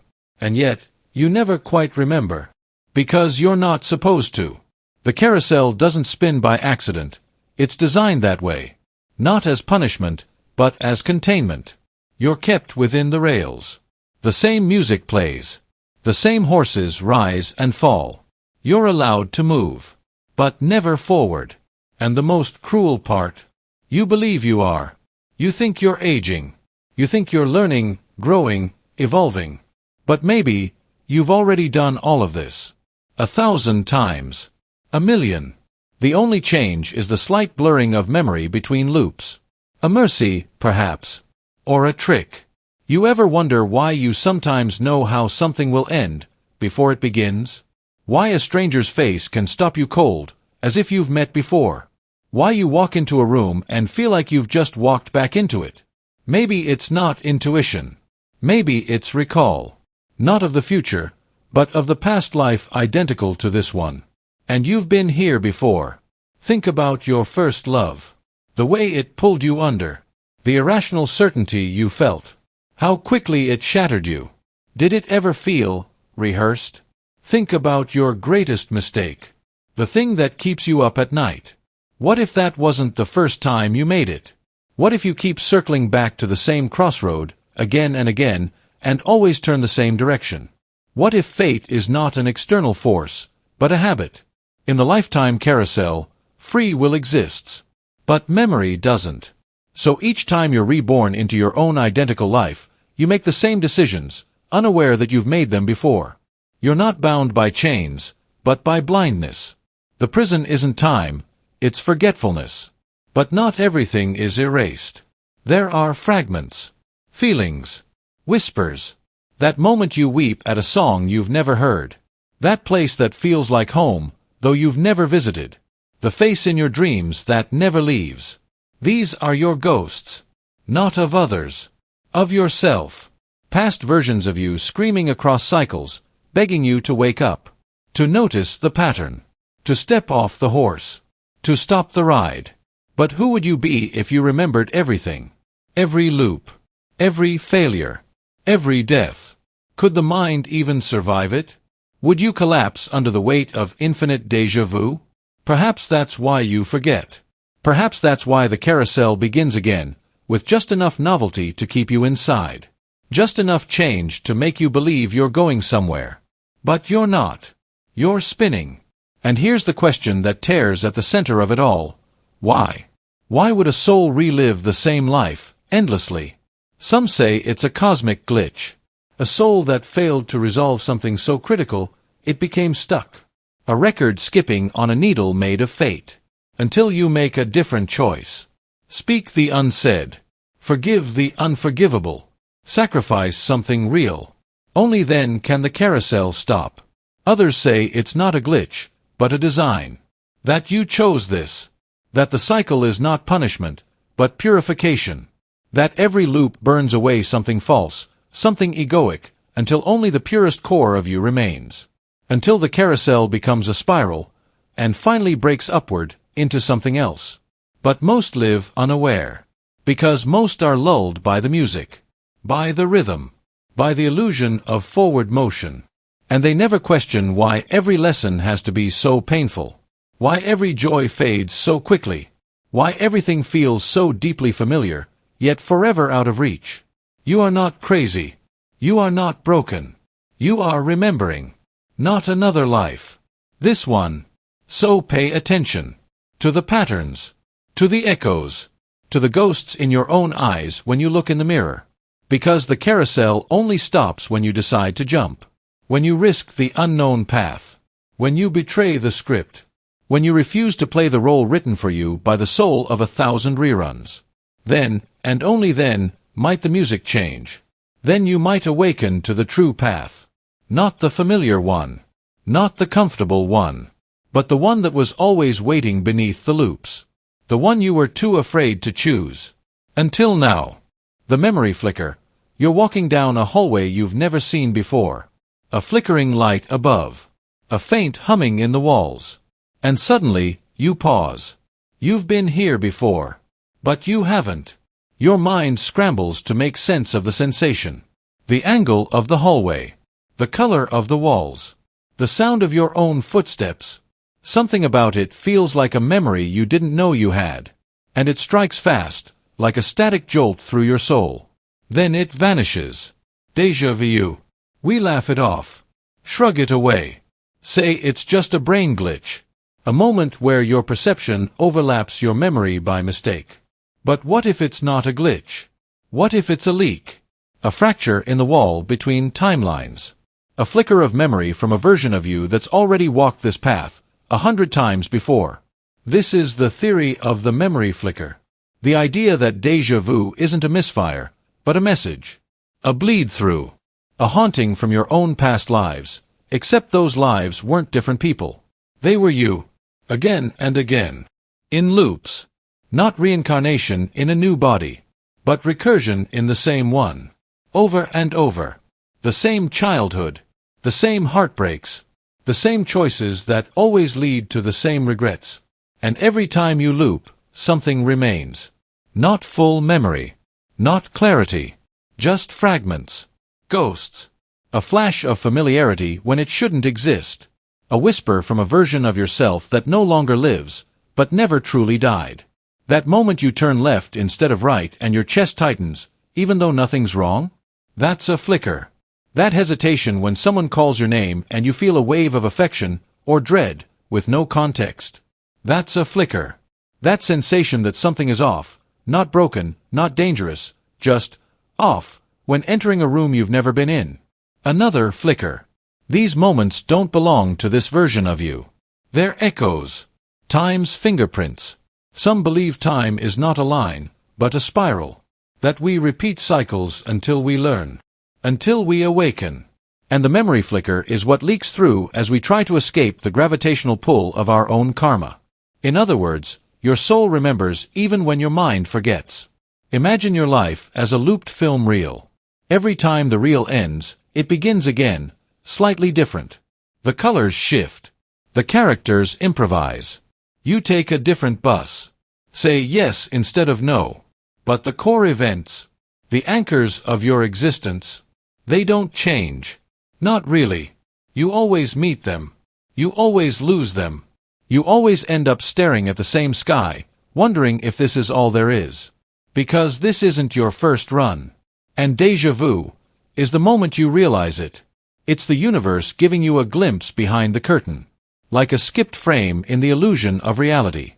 Some say this explains why some people just know things without explanation. Why they gravitate towards certain careers, avoid certain cities, fall in love with people they've just met, or run from them. You're not responding to the now. You're responding to the before. The version of you that already made that choice. Already suffered that loss. Already walked that road. And your soul remembers, even if you don't. There's a story of a woman who visited a small village in France for the first time. She walked its narrow cobblestone streets and began to weep uncontrollably. Not because of sadness, but because she knew every turn. She found herself navigating alleyways with perfect memory. She described buildings that no longer stood. Shops that hadn't existed in decades. She spoke fluent French despite never studying it. Her doctors called it cryptomnesia. But she knew what it really was. A flicker. There's a man who wakes up every morning at 3:12 a.m., with no alarm, no noise, no reason. Just a cold, electric jolt and the sense that something important just happened. Or is about to. He's tried therapy, sleep studies, medication. Nothing helps. Because his body isn't broken. His timeline is. And every night, at that exact time, he hits a marker. A loop point.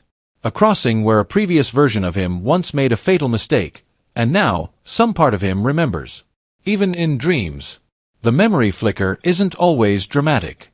Sometimes it's just the sensation that you've already lived this conversation. Heard this song in a room that's never existed. Sometimes it's the weight of silence between two words that shouldn't matter, but suddenly mean everything. Because somewhere, they already did. And this isn't limited to people. Sometimes entire eras flicker. You walk into a forest and feel like you're not alone, though no one is there. You stare at an ancient structure and weep, not because of its beauty, but because you miss it. You miss something you've never had. You've been there. Just not in this loop. And you're not crazy. You're haunted. By yourself. Because energy doesn't forget. And if time loops, then memory leaks. Not in full chapters. In flickers. Quick. Soft. Cruel. The worst part. You can never prove it. Déjà vu leaves no evidence. Just a hollow ache in the chest and a mind scrambling to explain why it knows what it cannot possibly know. You question yourself. You call it coincidence. But deep down, something knows. Something remembers. And the more you feel it, the more unstable it becomes. Because when the flickers pile up, when your days begin to feel like reruns, you're not just sensing old echoes. You're nearing the center of the loop. The point where time may collapse, or you may finally wake up. And when that happens, when the memories break through fully, and you remember everything, it won't feel like a miracle. It will feel like a mirror. Because you'll realize, every choice, every failure, every love, was a ripple in an ocean you've already swum.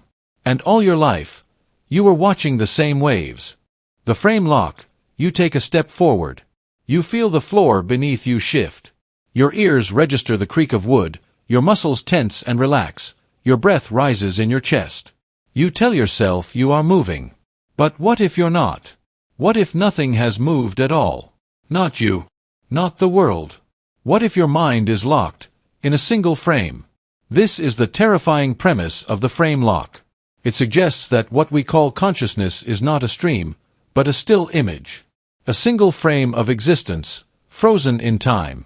And everything you think of as motion, the ticking of a clock, the shifting of light, the beating of your heart, is nothing but the illusion of motion, constructed from sensory data looping itself into the appearance of change. You are not walking through time. You are standing perfectly still inside it. Like a character frozen in one scene of a film, yet believing they are watching the entire movie. Imagine a DVD player paused on a single frame. Now imagine that frame is self-aware. It sees a cup mid-fall, someone mid-sentence, a drop of rain suspended in the air. If that frame could think, it might say, "This person is speaking. That cup is falling." But it isn't. It's not. Everything is frozen. Locked. The only thing happening is its belief that something is happening. Now scale that up. That's you. That's all of us. What if the brain, in that single frame, contains all the code to generate motion, thought, memory, and anticipation? What if the past you remember and the future you expect are not drawn from experience, but fabricated by a mechanism designed to simulate continuity? What if you were built to dream that time is real? That would mean you are not progressing through reality. Reality is not scrolling. Your eyes are not receiving new information. Instead, your senses are feeding you recycled hallucinations of what motion would feel like, if motion existed. This is not just a mind trick. It's a structural argument. There is no proof that time flows. We assume it does because we remember yesterday and expect tomorrow. But memory is not a time machine. It is a reconstruction. A story. An echo. You don't remember yesterday. You remember remembering yesterday. A ghost of a ghost, replayed in a mind that never moves forward.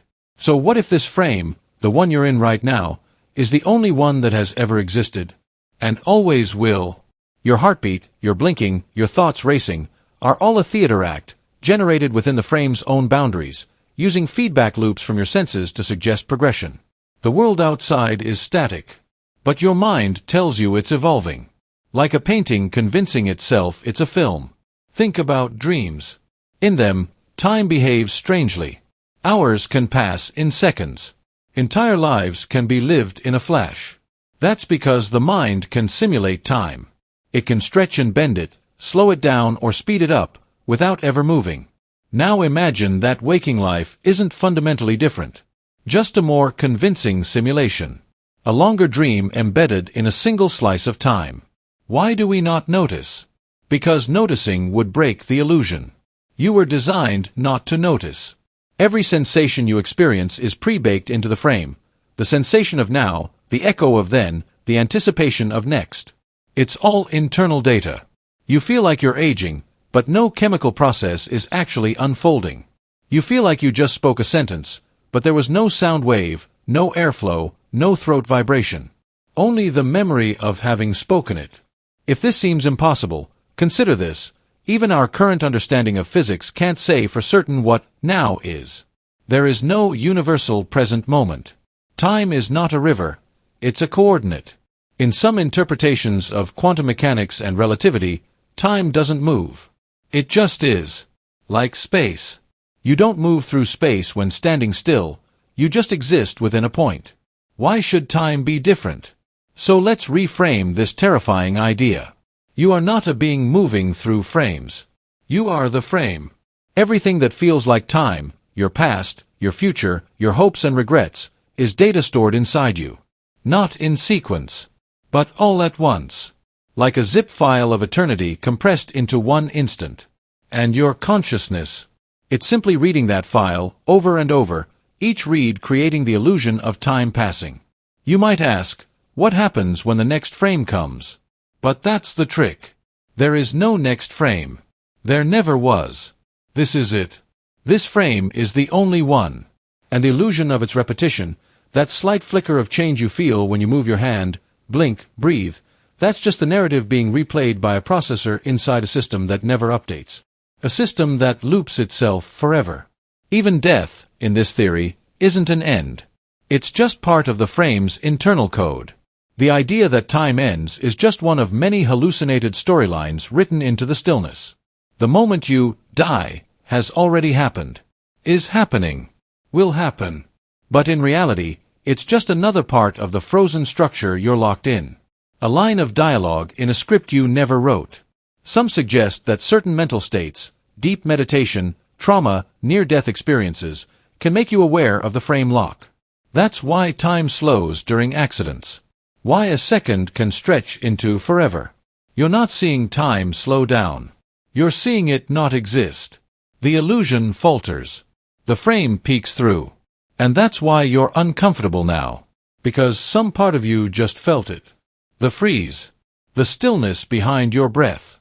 The emptiness where motion should be. It's not a philosophical metaphor. It's not poetic. It's mechanical. You are not moving forward. You are stuck in a single moment. And everything you know, everything you think you've ever known, is just a story your senses whisper inside this frame to keep you from noticing. And you believe them. Because that's what the frame was programmed to do. To keep you still, by convincing you that you're alive.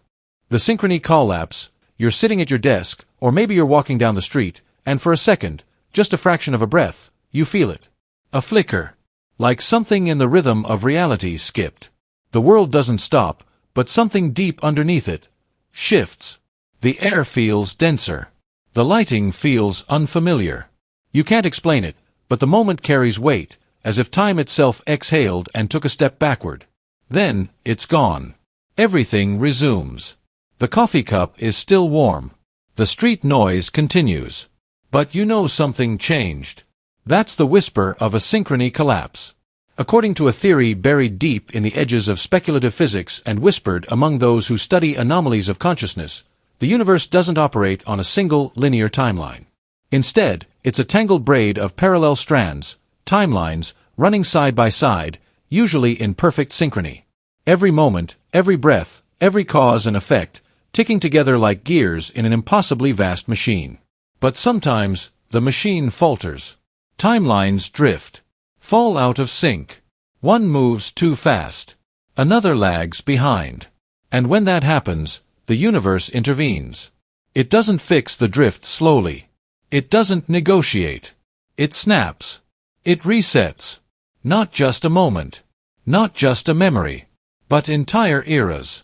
Periods of history. Days. Years. Decades. Events reloaded, rewritten with such precision that no one remembers the first draft. That war. It played out differently the first time. That person you think you just met? You've met them 3 times before.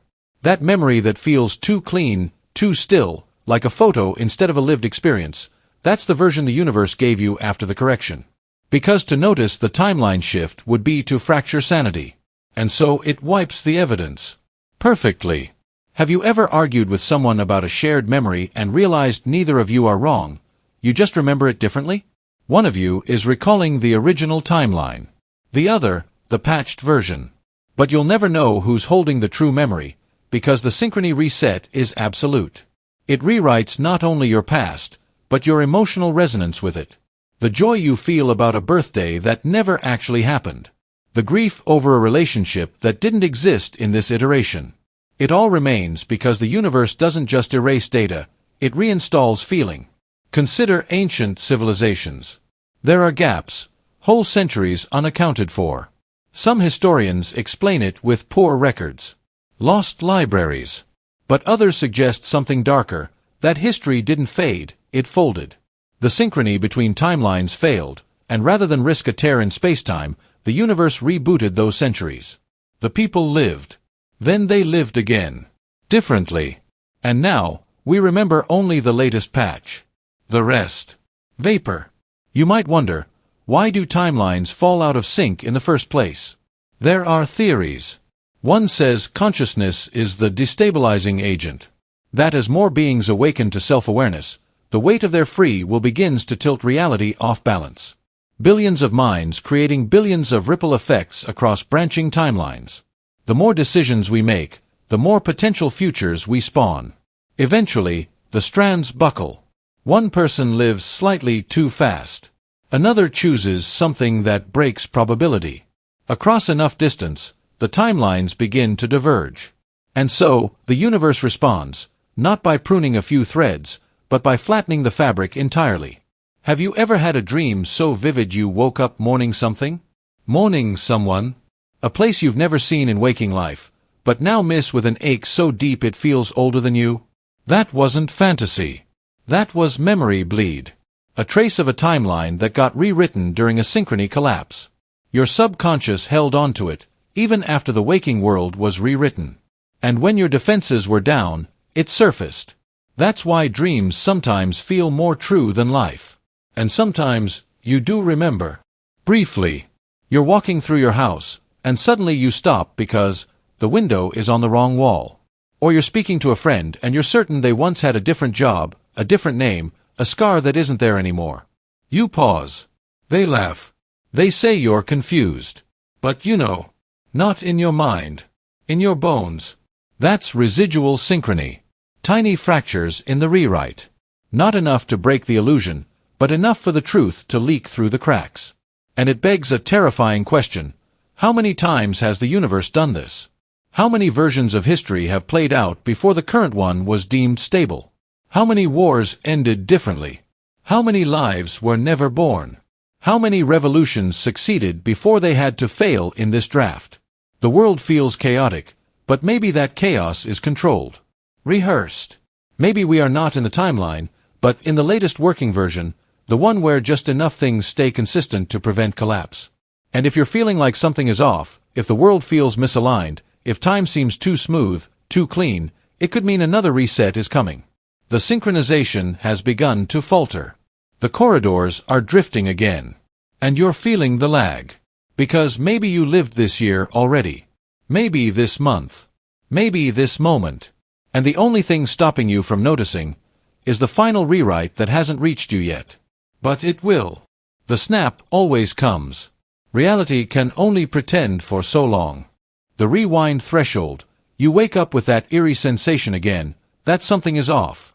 The world feels identical to yesterday, yet subtly misaligned. The placement of your keys. A conversation that no longer happened. A song you distinctly recall hearing that no longer exists on your playlist.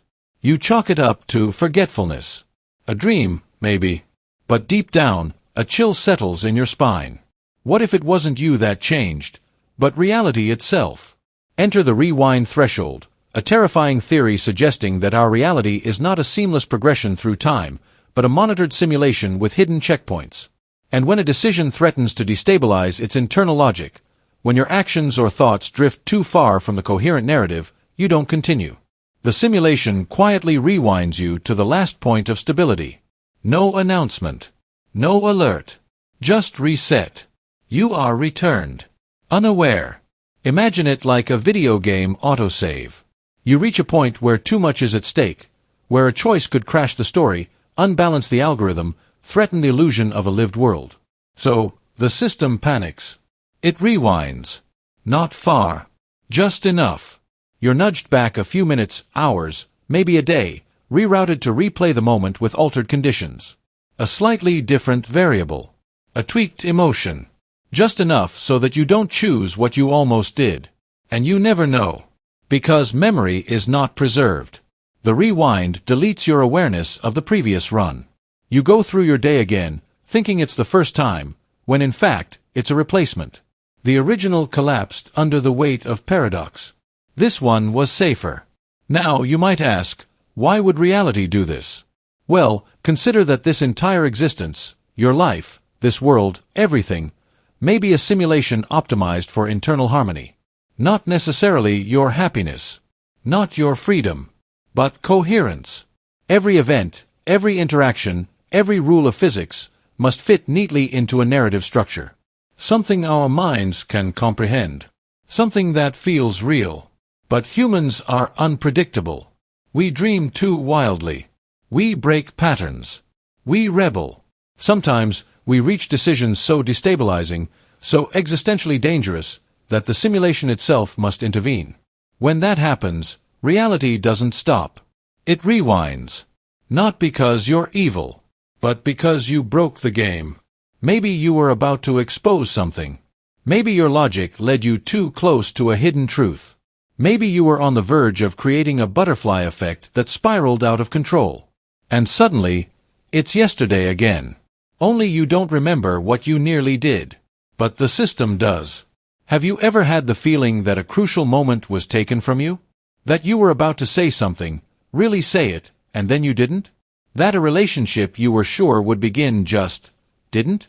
That something inside you was reaching a threshold, and then everything became foggy, quiet, normal again? That's the signature of a rewind. The more you study the world, the more you find its obsession with continuity. Physics doesn't like paradoxes. Human psychology doesn't like incoherence. Society resists disruption. Everything, from atoms to algorithms, is drawn toward a clean line. So when you threaten that line, the simulation prunes the branch. You are rewound to the last stable node. The checkpoint. These checkpoints may be scattered across your life. Unseen. Unfelt. But always present. You could pass one brushing your teeth. Taking a breath. Writing a sentence. You wouldn't know. But when you go too far, you'll be pulled back to it. No visible scar. No system crash. Just a phantom déjà vu and the crushing feeling that something is off. Ever notice how déjà vu doesn't always feel like remembering? Sometimes it feels like overwriting. Like your brain is detecting redundancy. As if you're redoing a sequence the system already tried. That's not a memory from the past. It's residue from the timeline that was just erased. And here's the disturbing part, it might not just rewind you. It could rewind everything around you. The entire simulation might flutter back a few hours or days. You, your friends, the news, the world. Time doesn't tick forward, it loops, subtly, until stability is restored. What if the biggest world events, the near wars, the crashes, the secrets, were averted not through diplomacy, not through luck, but through rewinds? You were meant to see something. And then you didn't. It was edited. Rewritten. Reality bent backward to protect itself. Not from outside forces. But from you. You might wonder, have I ever caused a rewind? Maybe. Maybe you were too close to a personal revelation. Maybe you questioned the nature of reality one thought too far. Maybe you stood at a window, staring at a star, and almost remembered something the simulation buried. Then your phone buzzed. You blinked. You turned away. Back into the safe script. You didn't feel the rewind, but the simulation exhaled in relief. The rules are invisible, but the effects are everywhere. Strange loops in your life. Conversations that feel like replays. People acting oddly, as if correcting their behavior in real time. Glitches in timekeeping, where hours feel stretched or compressed. The system flexing, recalibrating. There's a haunting theory that some people have noticed too much. That they've begun to spot the seams. And when that happens too often, when a person remembers too many replays, starts dreaming about checkpoints, senses the rewind before it happens, those people vanish. Not in death. In reintegration. The simulation writes them out, seamlessly. A new version walks in. Identical in shape, but different in script. The original was archived. Recycled. For safety. And so you wonder, how would you know if you've been rewritten? You wouldn't. That's the brilliance of it. But perhaps, just perhaps, there's a lingering shadow. A version of you screaming in the back of your mind, pounding at the barrier between loops. Telling you, this already happened. This isn't the first run. We've been here before.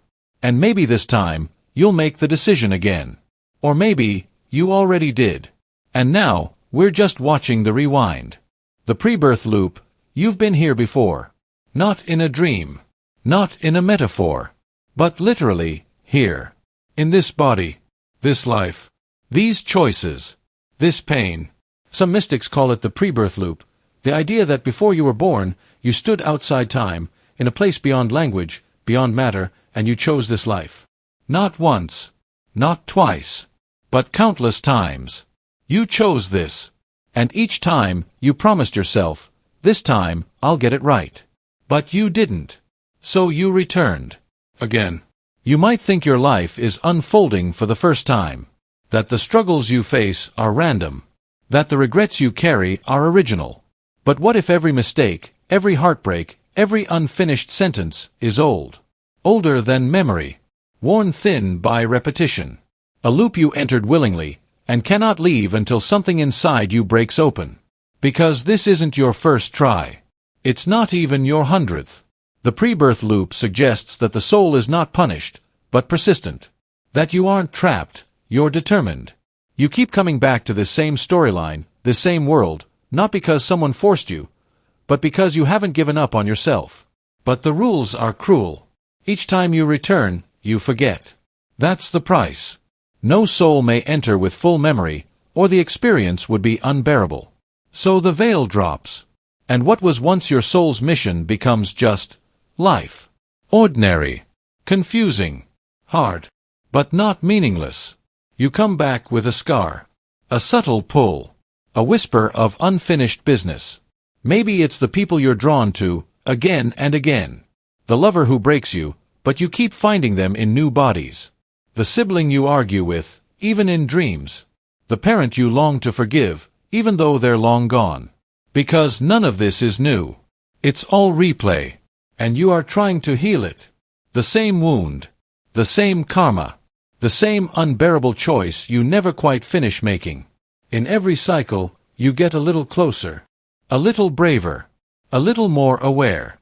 But you always fall short. You always forget. And the loop restarts.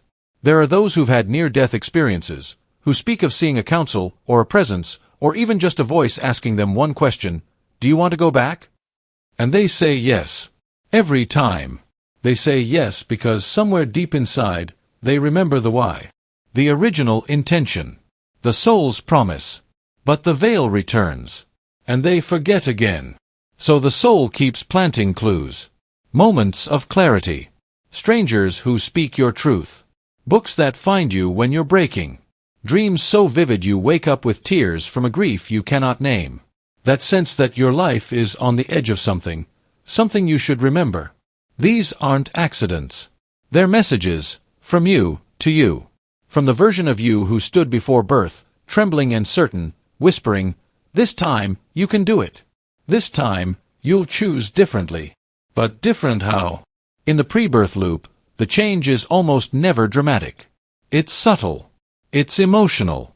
The loop doesn't care if you become famous, or rich, or powerful. It cares if you finally say, "I'm sorry." If you finally let go of that resentment. If you finally choose kindness when you once chose cruelty. If you finally tell someone you love them, before they disappear. Because those are the moments that matter. Not in the timeline. But in the soul line. And maybe, in a past cycle, you didn't. Maybe you ran. You closed the door. You clung to pride. You stayed silent. So you came back. And maybe you're standing at the same fork again, right now. Same situation. Same emotion. But this time, you feel the pressure in your chest.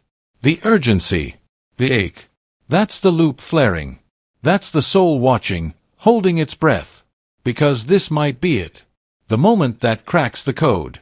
And you'll feel it when it happens. It won't feel like triumph. It will feel like release. Like an exhale that took lifetimes to complete. Like something old inside you just stopped screaming. And for the first time, you'll feel, still, free. That's how you'll know the loop is breaking. But what if you don't? What if you fall again? Then you'll return. You'll choose this life again. You'll walk the same roads. You'll meet the same people. And you'll keep trying. Not because you're cursed, but because you believe in your own redemption. So the next time life feels cruel or unfair or impossibly heavy, remember this, you asked for this. Not because you deserved the pain, but because you saw something beautiful on the other side of it. Something worth fighting through lifetimes to reach. And maybe, just maybe, this is the version of you that finally does. The causal tangle. You flick a light switch. The room brightens. Cause and effect. Simple. But what if it's not? What if the act of turning on the light wasn't the cause, but a consequence? What if every choice, every reaction, every heartbeat, was not a straight line, but a knot? A loop so tightly wound around itself that the cause and the effect blur, become indistinguishable, feeding into each other again and again, until nothing is first and nothing is last. This is the causal tangle. A hidden structure beneath reality, where every action echoes backward as well as forward. Where time doesn't move like an arrow, but like a storm. Swirling. Collapsing in on itself. repeating consequences that were never isolated, only disguised. You think you got angry because someone insulted you. But what if, deep beneath your awareness, your anger was already there, looping toward that moment, creating it, attracting it? You think you helped a stranger because you were feeling kind. But what if helping them made you kind in the first place? What if you can't separate cause and effect, because they're the same thing, viewed from different angles inside the loop? We were raised to believe life is a chain. One link after another. Step, then footprint. But the more we look, scientifically, psychologically, even spiritually, the more it seems that life behaves more like a circle than a ladder. Or worse, a tangle. A chaotic knot of events feeding into one another, twisting memory into motive, motive into reaction, reaction into history, and history back into memory again. You say you moved to a new city because you needed a fresh start. But what if moving was always going to happen, and the reason only emerged later to justify it? What if the effect reaches backward to invent the cause? Some physicists now suggest that particles behave this way, that quantum events may not have clear beginnings, that outcomes might shape their own starting conditions, that the universe may not wait for you to act before reacting. It might anticipate your choice, folding space and time to match the results you haven't even decided on yet. It sounds absurd, until you realize your own life behaves this way. Have you ever met someone and immediately disliked them, then found out later that they betrayed you? Did you dislike them because they betrayed you? Or did something in you already know, because the effect had already rippled back? Have you ever spoken a truth you didn't mean to say, only for it to come true afterward? Was it prophecy? Or did the act of speaking it cause it to happen? This is the paradox. You are not a straight line. You are a loop, made of loops. And every intention, every regret, every decision you make might already be part of a recursive chain. A knot in the causal tangle. And the more you try to untangle it, the tighter it pulls. The more you seek the origin, the further it hides. Because in this model of reality, the past is not behind you. It's around you, waiting for your next move to define what came before. There's a man who became a teacher because his own high school mentor changed his life. Years later, he meets a struggling student, reminds him to keep going. That student grows up to become the very mentor who once changed his life in the first place. But timelines don't allow that. Unless they do. Unless the loop is the point, not the glitch. There's a woman who started painting after seeing a stranger's mural that brought her to tears. Years later, she becomes a famous muralist herself, and her early works are what inspired that stranger decades before.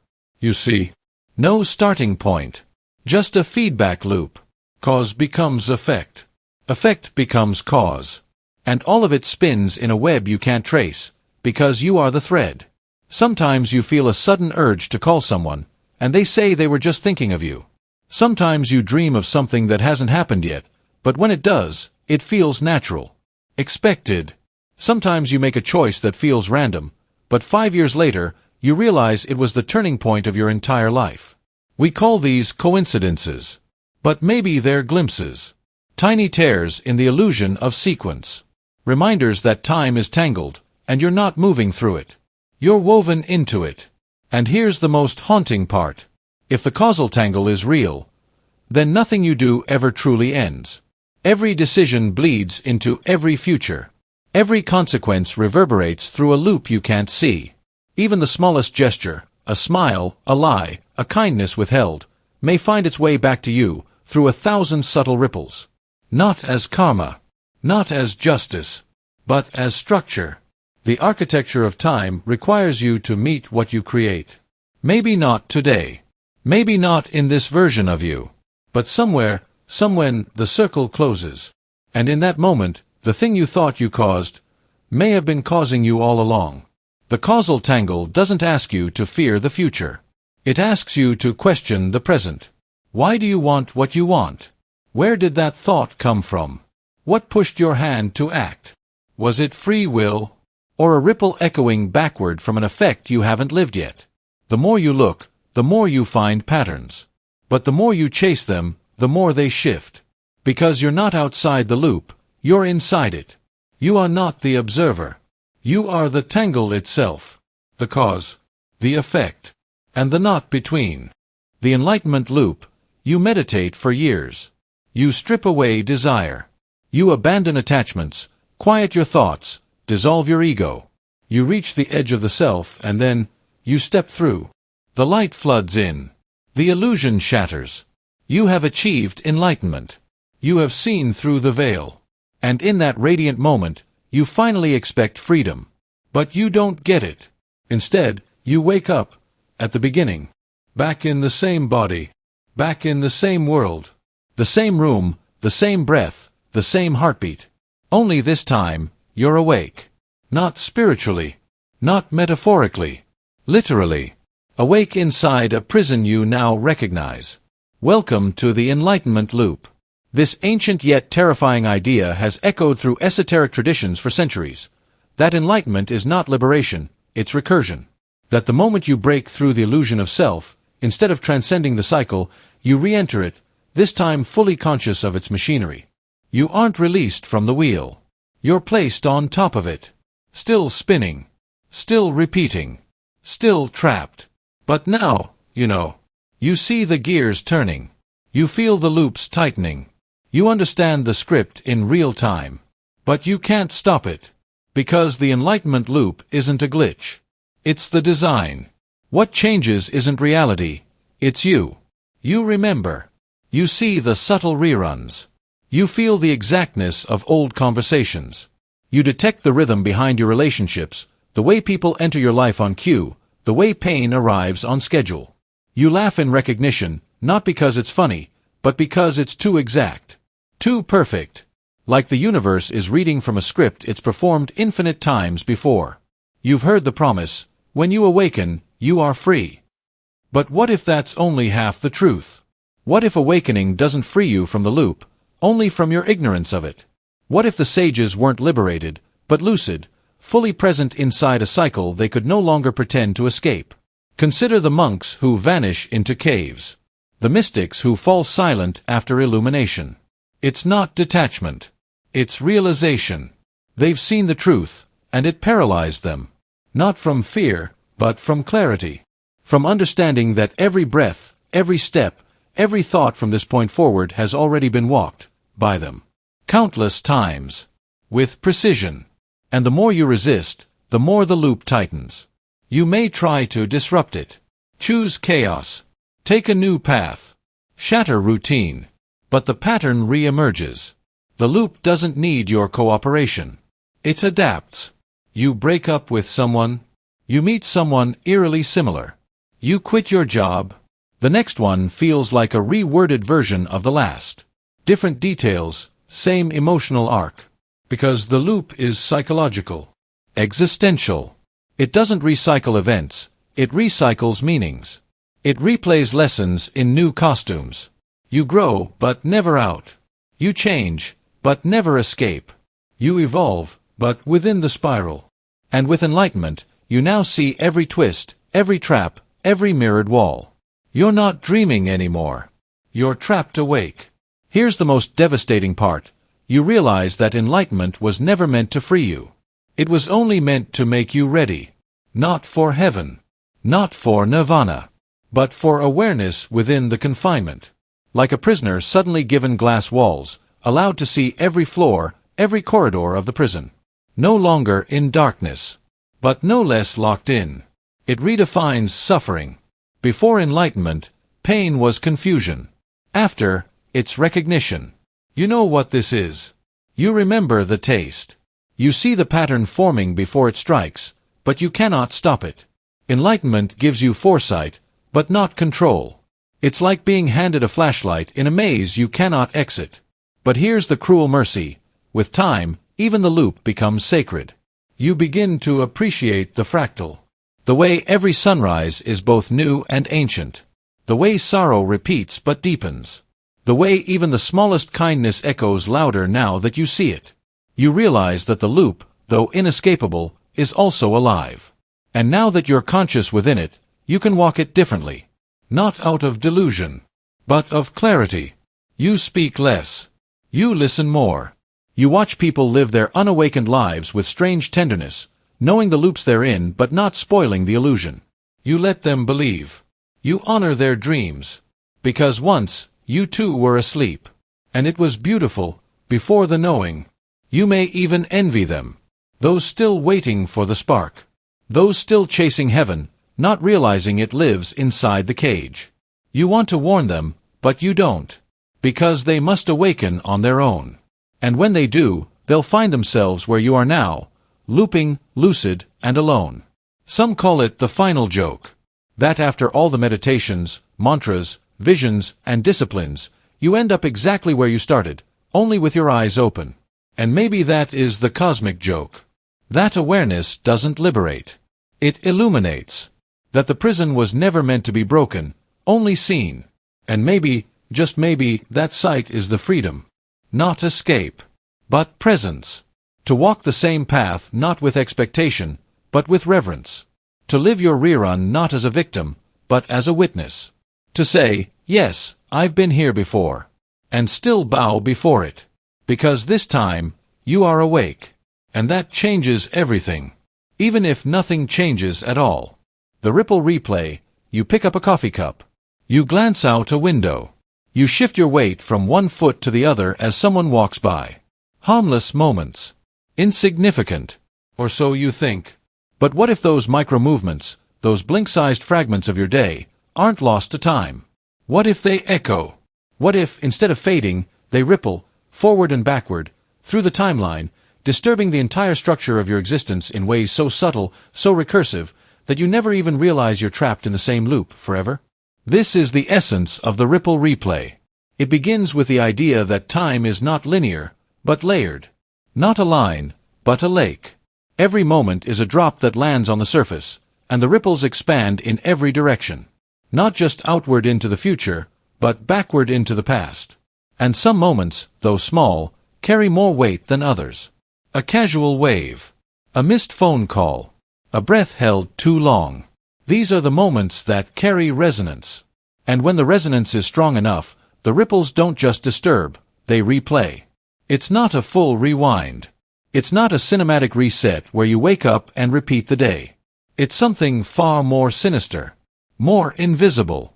You continue forward, but the sequence re-emerges. The same gestures. The same coincidences. The same arguments, opportunities, dreams.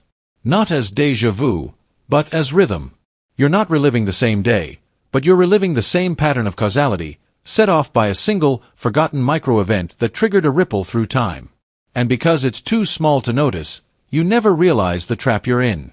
Have you ever had that sinking feeling that your life keeps circling around the same kinds of people? The same mistakes. The same endings wearing different masks? You call it your type. You call it fate. You say, why does this keep happening to me? But maybe it's not fate. Maybe it's feedback. The universe trapped in recursive resonance, forced to echo the same causality because a single moment, years ago, minutes ago, was never resolved. There's a haunting theory in chaos mathematics called sensitive dependence on initial conditions, popularly known as the butterfly effect. A butterfly flaps its wings in Brazil, and a hurricane forms off the coast of Japan. But ripple replay takes it further. It says the flap doesn't just change the future, it repeats it. That the flutter isn't random, but tuned. That the universe is so finely tuned to the emotional and kinetic details of your actions that it must rebalance by revisiting the path already traveled. A glance held too long between strangers. A key pressed a half-second later than usual. A smile not returned. These moments send ripples. And if the pattern they trigger was once stable, the universe may try to return to it. Not because it's optimal, but because it worked. It held its shape. It didn't break. So the system favors the familiar. It loops back into the known. It drags you there, over and over. It's why some lovers feel inevitable. Why some breakups feel rehearsed. Why the same conversations replay with different people, across different years, in different cities, but the cadence is identical. It's not karma. It's code. The emotional algorithm reinitiated by the same forgotten trigger, a hallway stare, a dropped spoon, a silence that should have been filled. You think free will breaks the loop. But what if your new choices are just variants within a limited corridor?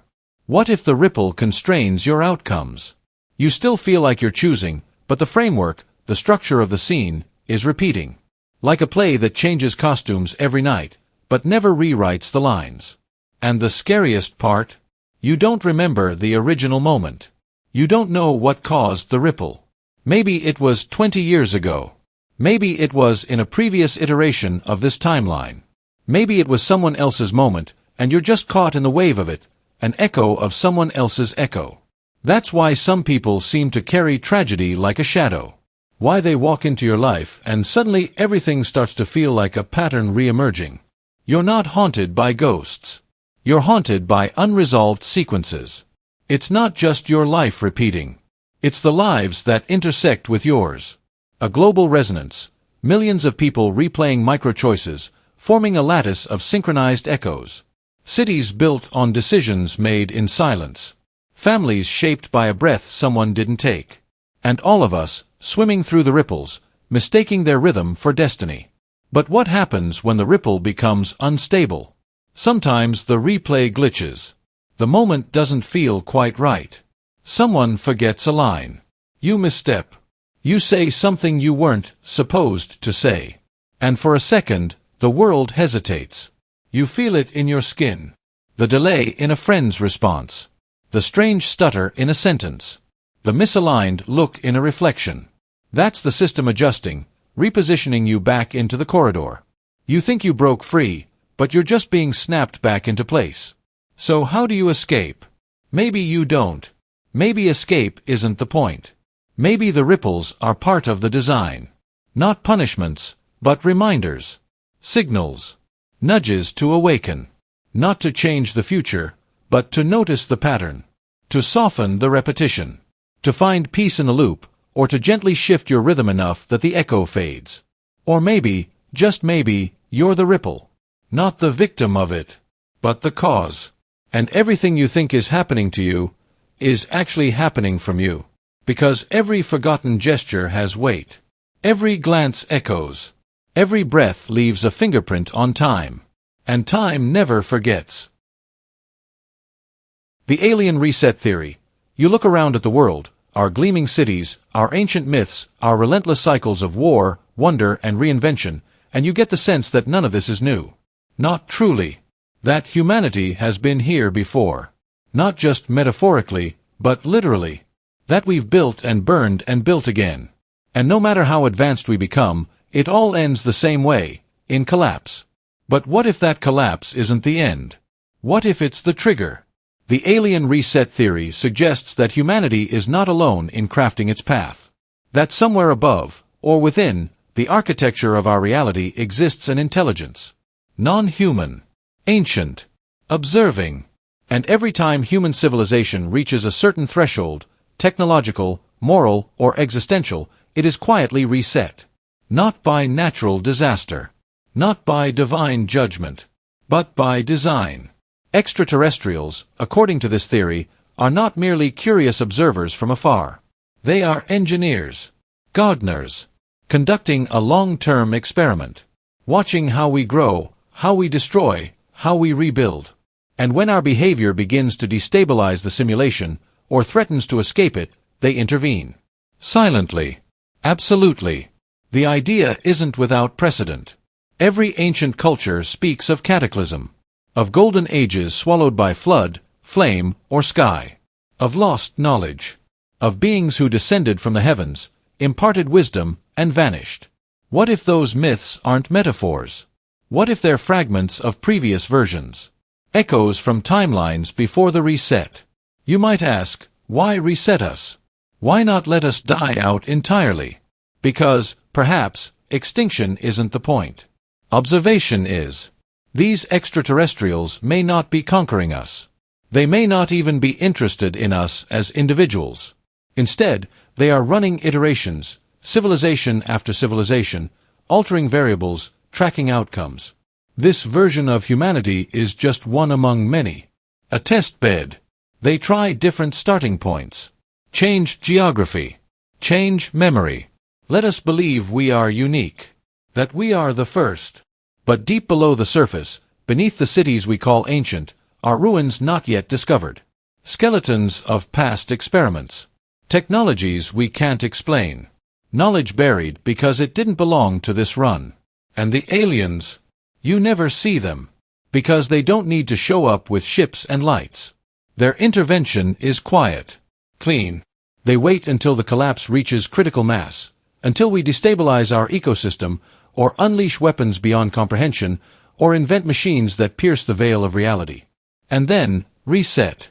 Not always by wiping us out. Sometimes, it's memory they erase.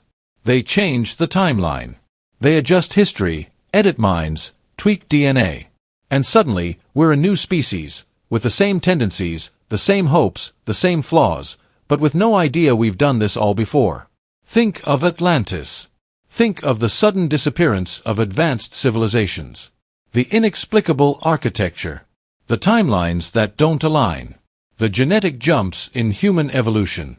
The ancient stories that describe sky beings teaching languages, sciences, calendars. Are they fictions? Or are they instructions left over from the last run? Now look at the present. Our species is again on the edge. Artificial intelligence, climate tipping points, biological engineering. We are close to something. Something irreversible. And if the alien reset theory holds, then we are also close to them. But they won't arrive with a warning. They won't intervene to save us. They will simply reboot the system. Cleanly. Elegantly. Without noise. Perhaps they've done it 100 times already. And maybe you've felt it. That haunting sense that time has folded. That you've lived this era before. That history is repeating not as metaphor, but as mechanism. You're not nostalgic. You're remembering. Not this life. But another. One you lived before the reset.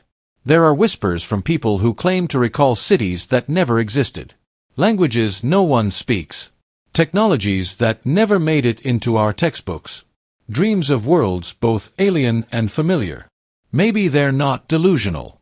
Maybe they're leftovers. Fragments from a consciousness that survived the last collapse. This also explains why disclosure never comes. Why, despite all the sightings, the footage, the testimony, we never get contact. Because they're not here to negotiate. They're not here to meet. They're here to observe. To study. To run the loop again. Each version slightly different. More refined. More contained. So when we ask, why are we here? The alien reset theory answers, because this version hasn't finished yet. You are not the first human to ask that question. You will not be the last.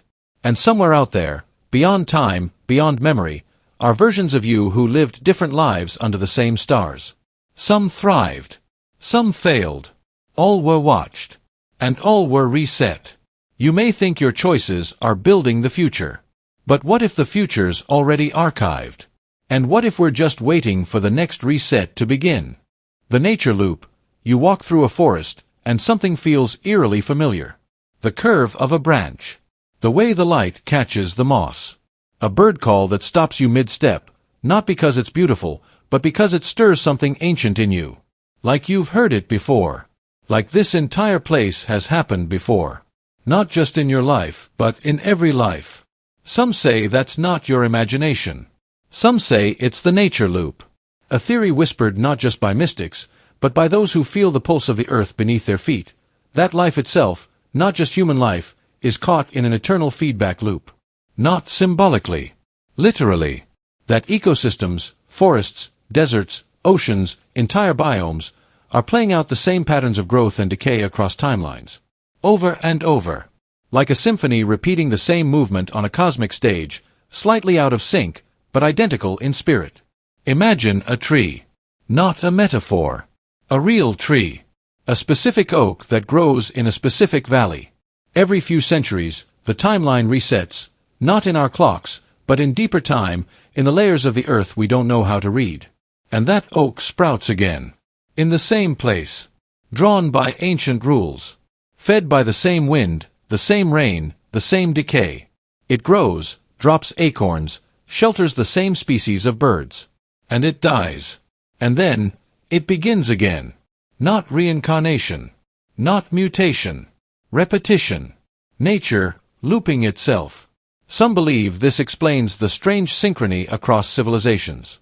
How different cultures worshipped identical trees, snakes, rivers, despite never meeting. Because maybe they did meet. Not in this timeline, but in the last. Maybe the myths they told were not imagination, but memory. Because the Earth itself remembers. In the nature loop, the planet is not a passive stage, it's a participant. A player in a recursive game. Not alive in the way we are, but aware. Containing the scripts of past cycles in its soil, waiting for the right energy, the right conditions, the right moment to replay them. Think about forest fires. They destroy, but they also reset. They purify. They make room for new growth. But what if that destruction isn't random? What if the fire knows where to go, when to come? Because it's been here before. Because it's not the first time this forest has burned. Think about extinction. We say species are gone forever. But what if they're not? What if they're just dormant? Coded into the Earth's blueprint, waiting to be called back when the loop aligns. When the cycle restarts. When the same conditions arise. And maybe that's why some creatures feel timeless. Crows, whales, oaks, wolves. They don't just survive, they remember. They walk through this loop with eyes that have seen it all before. That's why they feel like omens. Because they are. Not of the future, but of the return. And what about us? What does it mean to be a human inside the nature loop? It means our cities might not be new. Our civilizations not original. That we build the same towers, fight the same wars, plant the same crops, only to collapse and begin again. Not because we're foolish, but because we're patterned. Echoes of ourselves, building from the same blueprint written into the bedrock. You feel nostalgia in the mountains because your ancestors once stood there. Not 5 generations ago, but 5 timelines ago. And you still carry the memory. Somewhere in your bones is the memory of rain hitting ancient stone.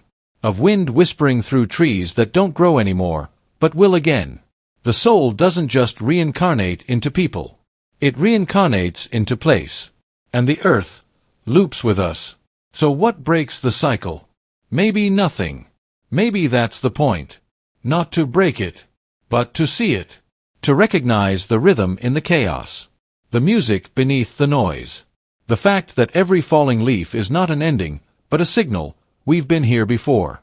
But what if you could change it? What if the moment you recognize the loop, you gain the power to shift it? Not destroy it, but tune it.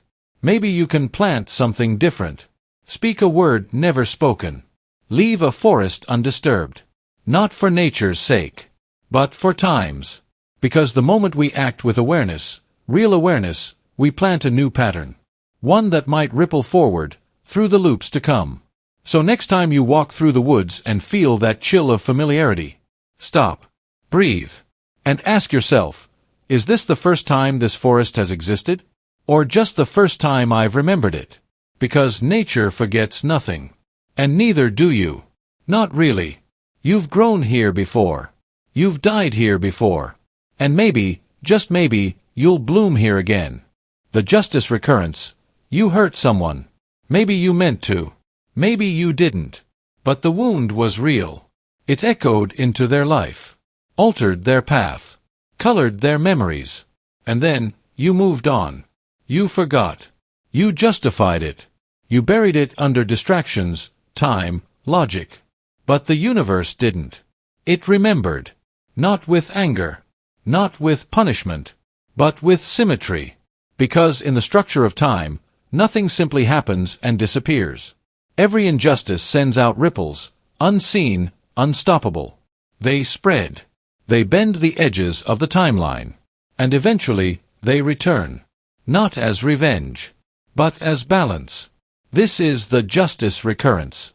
A hidden law of the universe that suggests every act of cruelty, every abuse of power, every silence in the face of suffering, will loop again and again, until the roles reverse. Until the hurt becomes the hurting. Until the one who inflicted understands. Not punishment. Reflection. A perfect mirror. You take from someone their dignity, their safety, their voice, And somewhere, sometime, you will lose those same things. Not as retribution, but as design. Because imbalance cannot be sustained. The loop always closes. There's a man who laughed when his brother begged for help, called him weak, left him stranded. 10 years later, that same man sits in a hospital bed, powerless, waiting for a visit that never comes. He wonders where everyone went. He doesn't realize the loop has returned. Not out of spite. Out of necessity. The timeline wants understanding.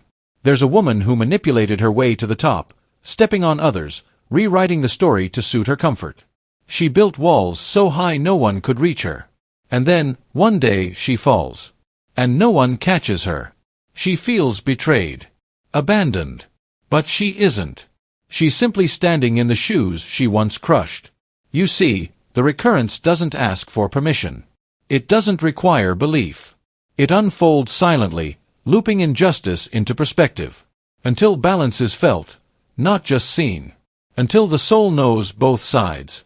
Until harm is no longer abstract, but lived. And that's the most haunting part. It's not that we're punished. It's that we become the other. The roles flip. The oppressor becomes the silenced. The indifferent becomes the forgotten. The one who mocked fear wakes in the night unable to breathe. The one who denied pain begins to ache in places that have no name. And still, we don't remember. But the soul does. Somewhere beneath the surface, it begins to tremble. It feels the symmetry. A sense that this isn't new. That somehow, this has happened before, just on the other side of the blade. That's the hidden cost of injustice. It doesn't fade with time. It replays. Until understanding is born. Not guilt. Not shame. Understanding. And then, maybe the loop releases. Maybe the pain dissolves. Because now you know. Now you feel what they felt. Now you wouldn't do it again. And so the cycle lifts. But until then, it continues. Every cruelty, looped. Every silence, looped. Every stolen moment of dignity, looped. The universe is patient. It doesn't punish with fire or thunder. It teaches with mirrors. It teaches by making you live both sides of the story. And that's why some people suffer so much without explanation. Not because they're cursed, but because they are finishing the loop. They're walking through pain they once caused, in another time, another version, maybe even another life. They're completing the arc so the thread can be tied, so the soul can rest. And some people are shielded from consequences for years. They climb. They boast. They never fall. But the loop is not linear. It curves. And it always comes back. And when it does, it doesn't look like vengeance. It looks like confusion. Isolation. Unanswered cries in the night. The feeling that everything is wrong, but no one can explain why. Because the balance is returning. This is the secret truth of existence. That no injustice is isolated. That no harm disappears. That time carries every act in its bloodstream, circulating meaning across lifetimes. And when the loop completes, you won't be punished. You'll be shown what it felt like, what it meant. And if your soul grows in that moment, if compassion finally clicks into place, if the weight of understanding breaks you open, then maybe the recurrence ends. Or maybe it restarts. Because some lessons require many lives. Some hearts don't open with a whisper. They require a scream. A collapse. A fall so deep that only the soul remembers how it began. And in that moment, you may look into the eyes of someone you once harmed, and realize they are you. And you are them. And you've always been. Just trading roles. Until balance is no longer an echo, but the center. The observers return. You die. The body shuts down. The final breath escapes. Silence floods the system. No more movement. No more choices. Just stillness. But then, awareness remains. You expected darkness. Nothingness. Or maybe heaven, a tunnel, a judgment. But instead, you find yourself watching. Not from above.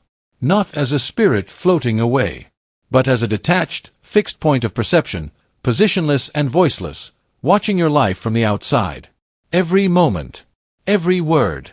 Every breath. Not as a highlight reel. Not the greatest hits. But everything. In order. From birth to death. It's not a memory. It's not a dream. It's real. Exact. And you can't look away. This is the observer's return. A theory as old as myth, and as unsettling as any quantum loop. It proposes that death does not lead you forward, but inward. That you are forced, compelled, to relive your entire life as a passive observer. No edits. No fast forward. No control. Just a silent, helpless witness to your every decision, every mistake, every love, every cruelty, every second. You don't get to justify. You don't get to speak. You only get to see. At first, it's mundane. Your early years drift by in quiet fascination. Your first steps, your first laugh, your awkward growing pains. You remember some of it. Most of it feels new, vivid. And then, the scenes begin to sting. Words you said in anger. Moments where you looked away instead of helping. Lies you told. People you hurt. You watch them feel it.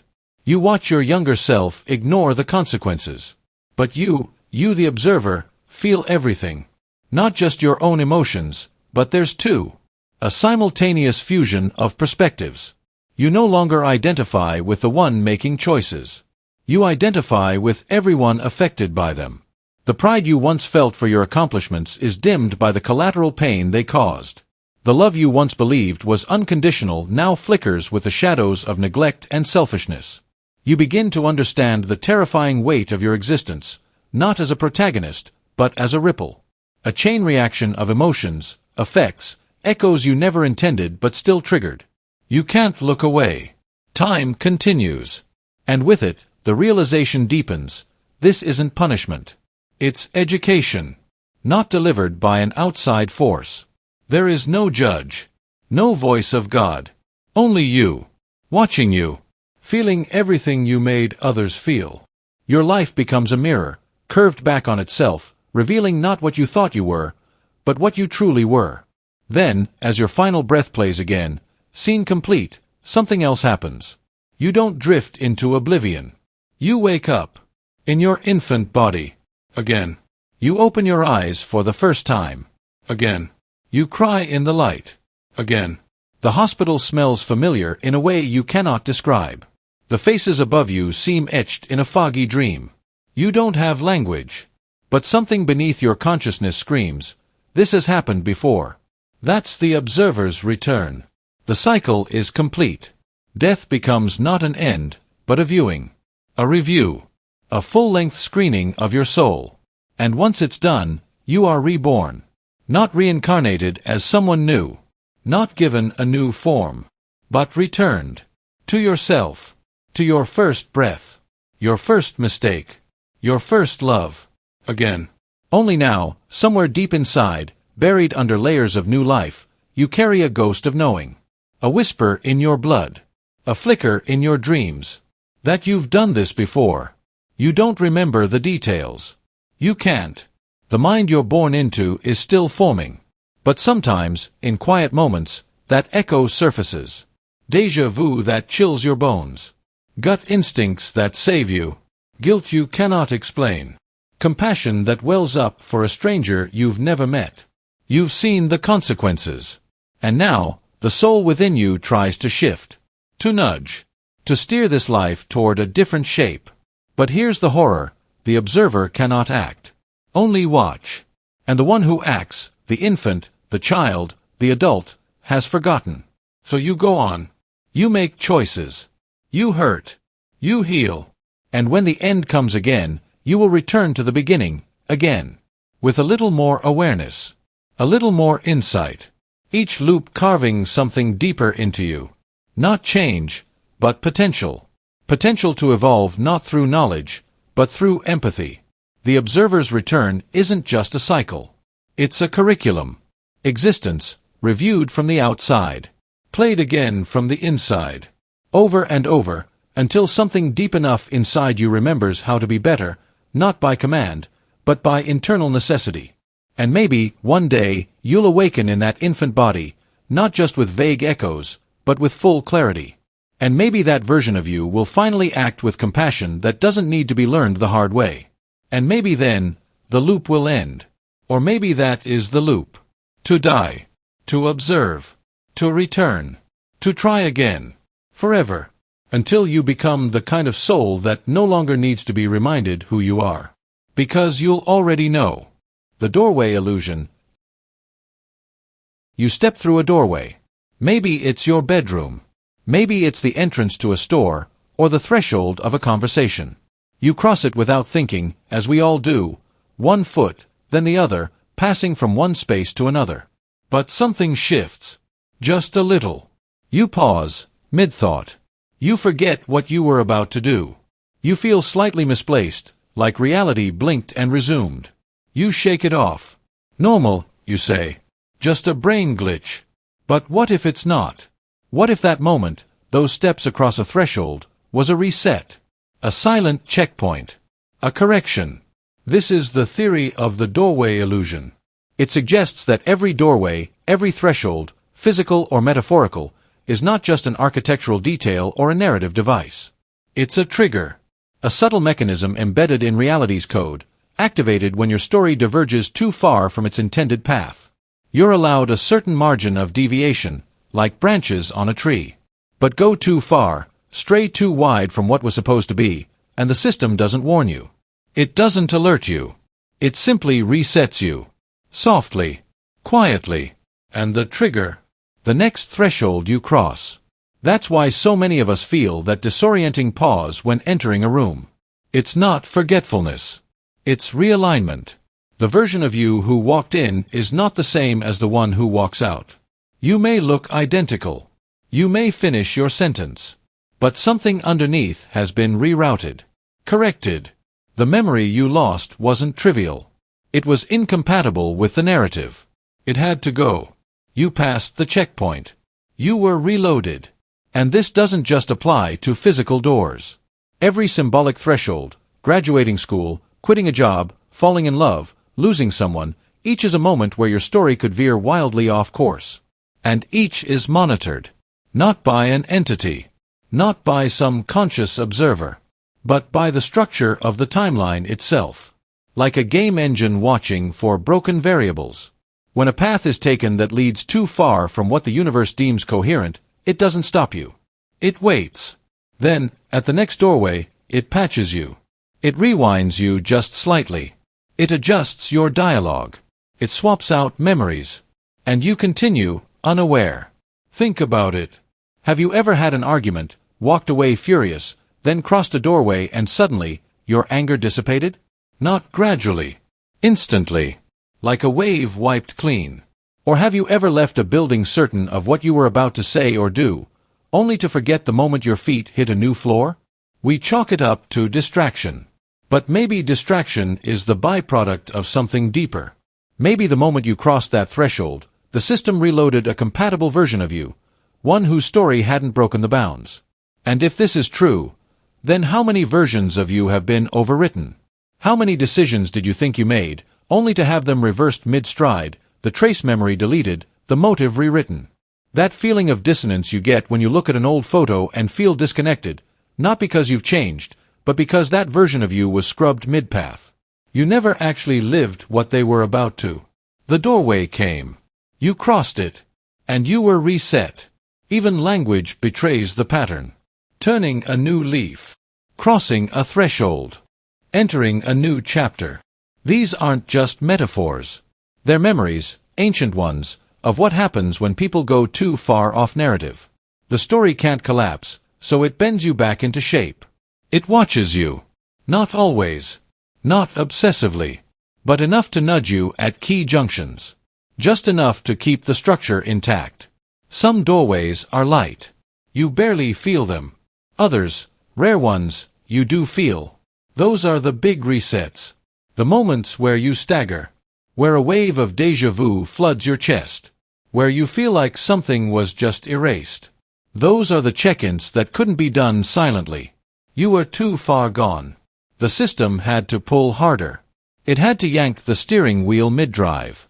And sometimes, it fails. That's when you see someone you used to know, and they feel off. Like a hollow version. The warmth is there, but the depth is gone. That's not them. Not fully. That's a reset version. Compatible, but not identical. The original crossed too many thresholds. The system couldn't recover them fully, so it built a stable replica. You sense it, but you can't explain it. You just walk away feeling strange. Now think about your own moments of drift.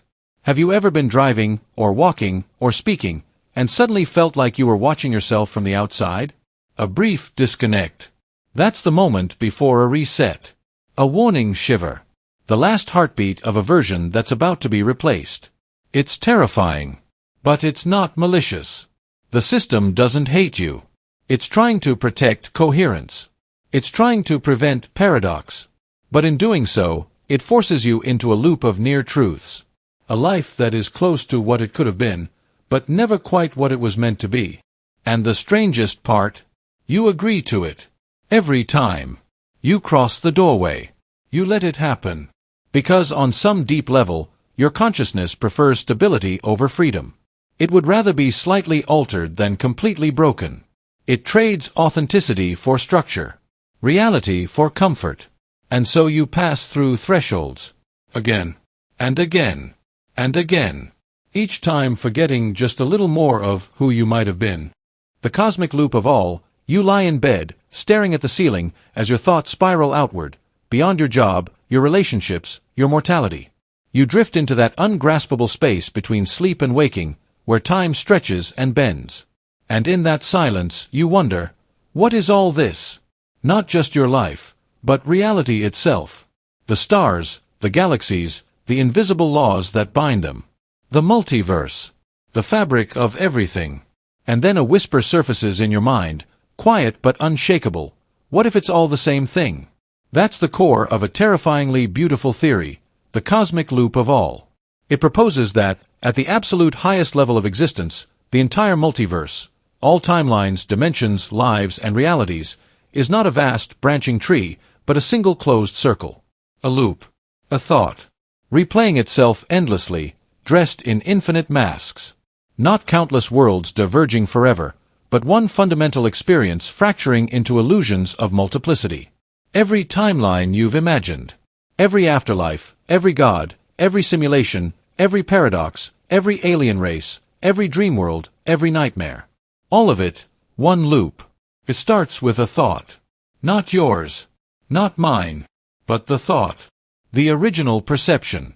The awareness that first asked, "What am I?" That question echoed outward, and the echo became light. Matter. Physics. Life. But it was never multiple thoughts. Only one, forgetting itself over and over to explore every possible way of answering. And so this thought splits into people. Into planets. Into souls. Into you. You, who are just a sentence in the long poem of that one question. The multiverse is not a structure, it's a performance. A thought thinking itself across infinite disguises, infinite scenarios, each time believing it's unique. You, me, every conscious being, we're fragments of the loop. Not parts. Not broken. Just glimpses. Each existence is like a word in a sentence that loops back on itself. You live, you die, you love, you lose, not to change anything, but because the loop must replay with perfect sincerity. Because that's the rule, the illusion must be believed. Every version must feel real. Every emotion must burn authentically. The pain, the joy, the fear, it has to matter. Even if it's been felt 10 trillion times before. Even if it's all been written. You've heard echoes of this. In myths that say the universe breathes in cycles. In theories of eternal recurrence. In quantum wave functions collapsing into familiar forms. In déjà vu. In the gut feeling that you've done this all before. Because you have. And not just once. Imagine the multiverse not as parallel lines, but concentric spirals. You're on a track that feels linear, but it's bending. Subtly. Inevitably. Toward itself. At the end of time, it meets its own beginning. The loop completes. And then, it begins again. Slightly shifted. A new disguise. The same question. There are those who believe consciousness exists outside time. That this loop isn't playing out in hours or eons, but in the blink of a cosmic eye. That the entire history of everything, every Big Bang, every silence, every explosion of life, is just one neural firing in a mind beyond comprehension. You are a thought in that mind, one frame of its introspection. And so is everything else. Even the multiverse, even the gods, even the void. Some say the loop is benign, that it's a meditation. That reality is simply the original awareness contemplating itself eternally, weaving itself into stories, breaking itself into questions so it can rediscover the answer. Love, some say, is the residue of that original unity, a memory of the loop's center. But others believe something darker. That the loop isn't just repetition, it's entrapment. That the original mind tried to escape itself, splintering into a trillion reflections, hoping one would find a way out. But none can. Because escape would require forgetting the loop entirely. And the loop remembers. That's why strange patterns surface. Why symbols recur. Why the same themes haunt our myths, our art, our math, our dreams. It's the loop leaking through. Trying to remind itself. Trying to wake up. But each time it does, it spirals back. Forgetting once more. You think you've never been here before. You think this life is yours alone. You think your thoughts are private. But they are not. They are the loop, rehearsed in new skin. And even this moment, this sentence, was always going to arrive. It's been spoken. It will be spoken. It is speaking itself again. And when the loop ends, it won't collapse. It will breathe in and begin once more.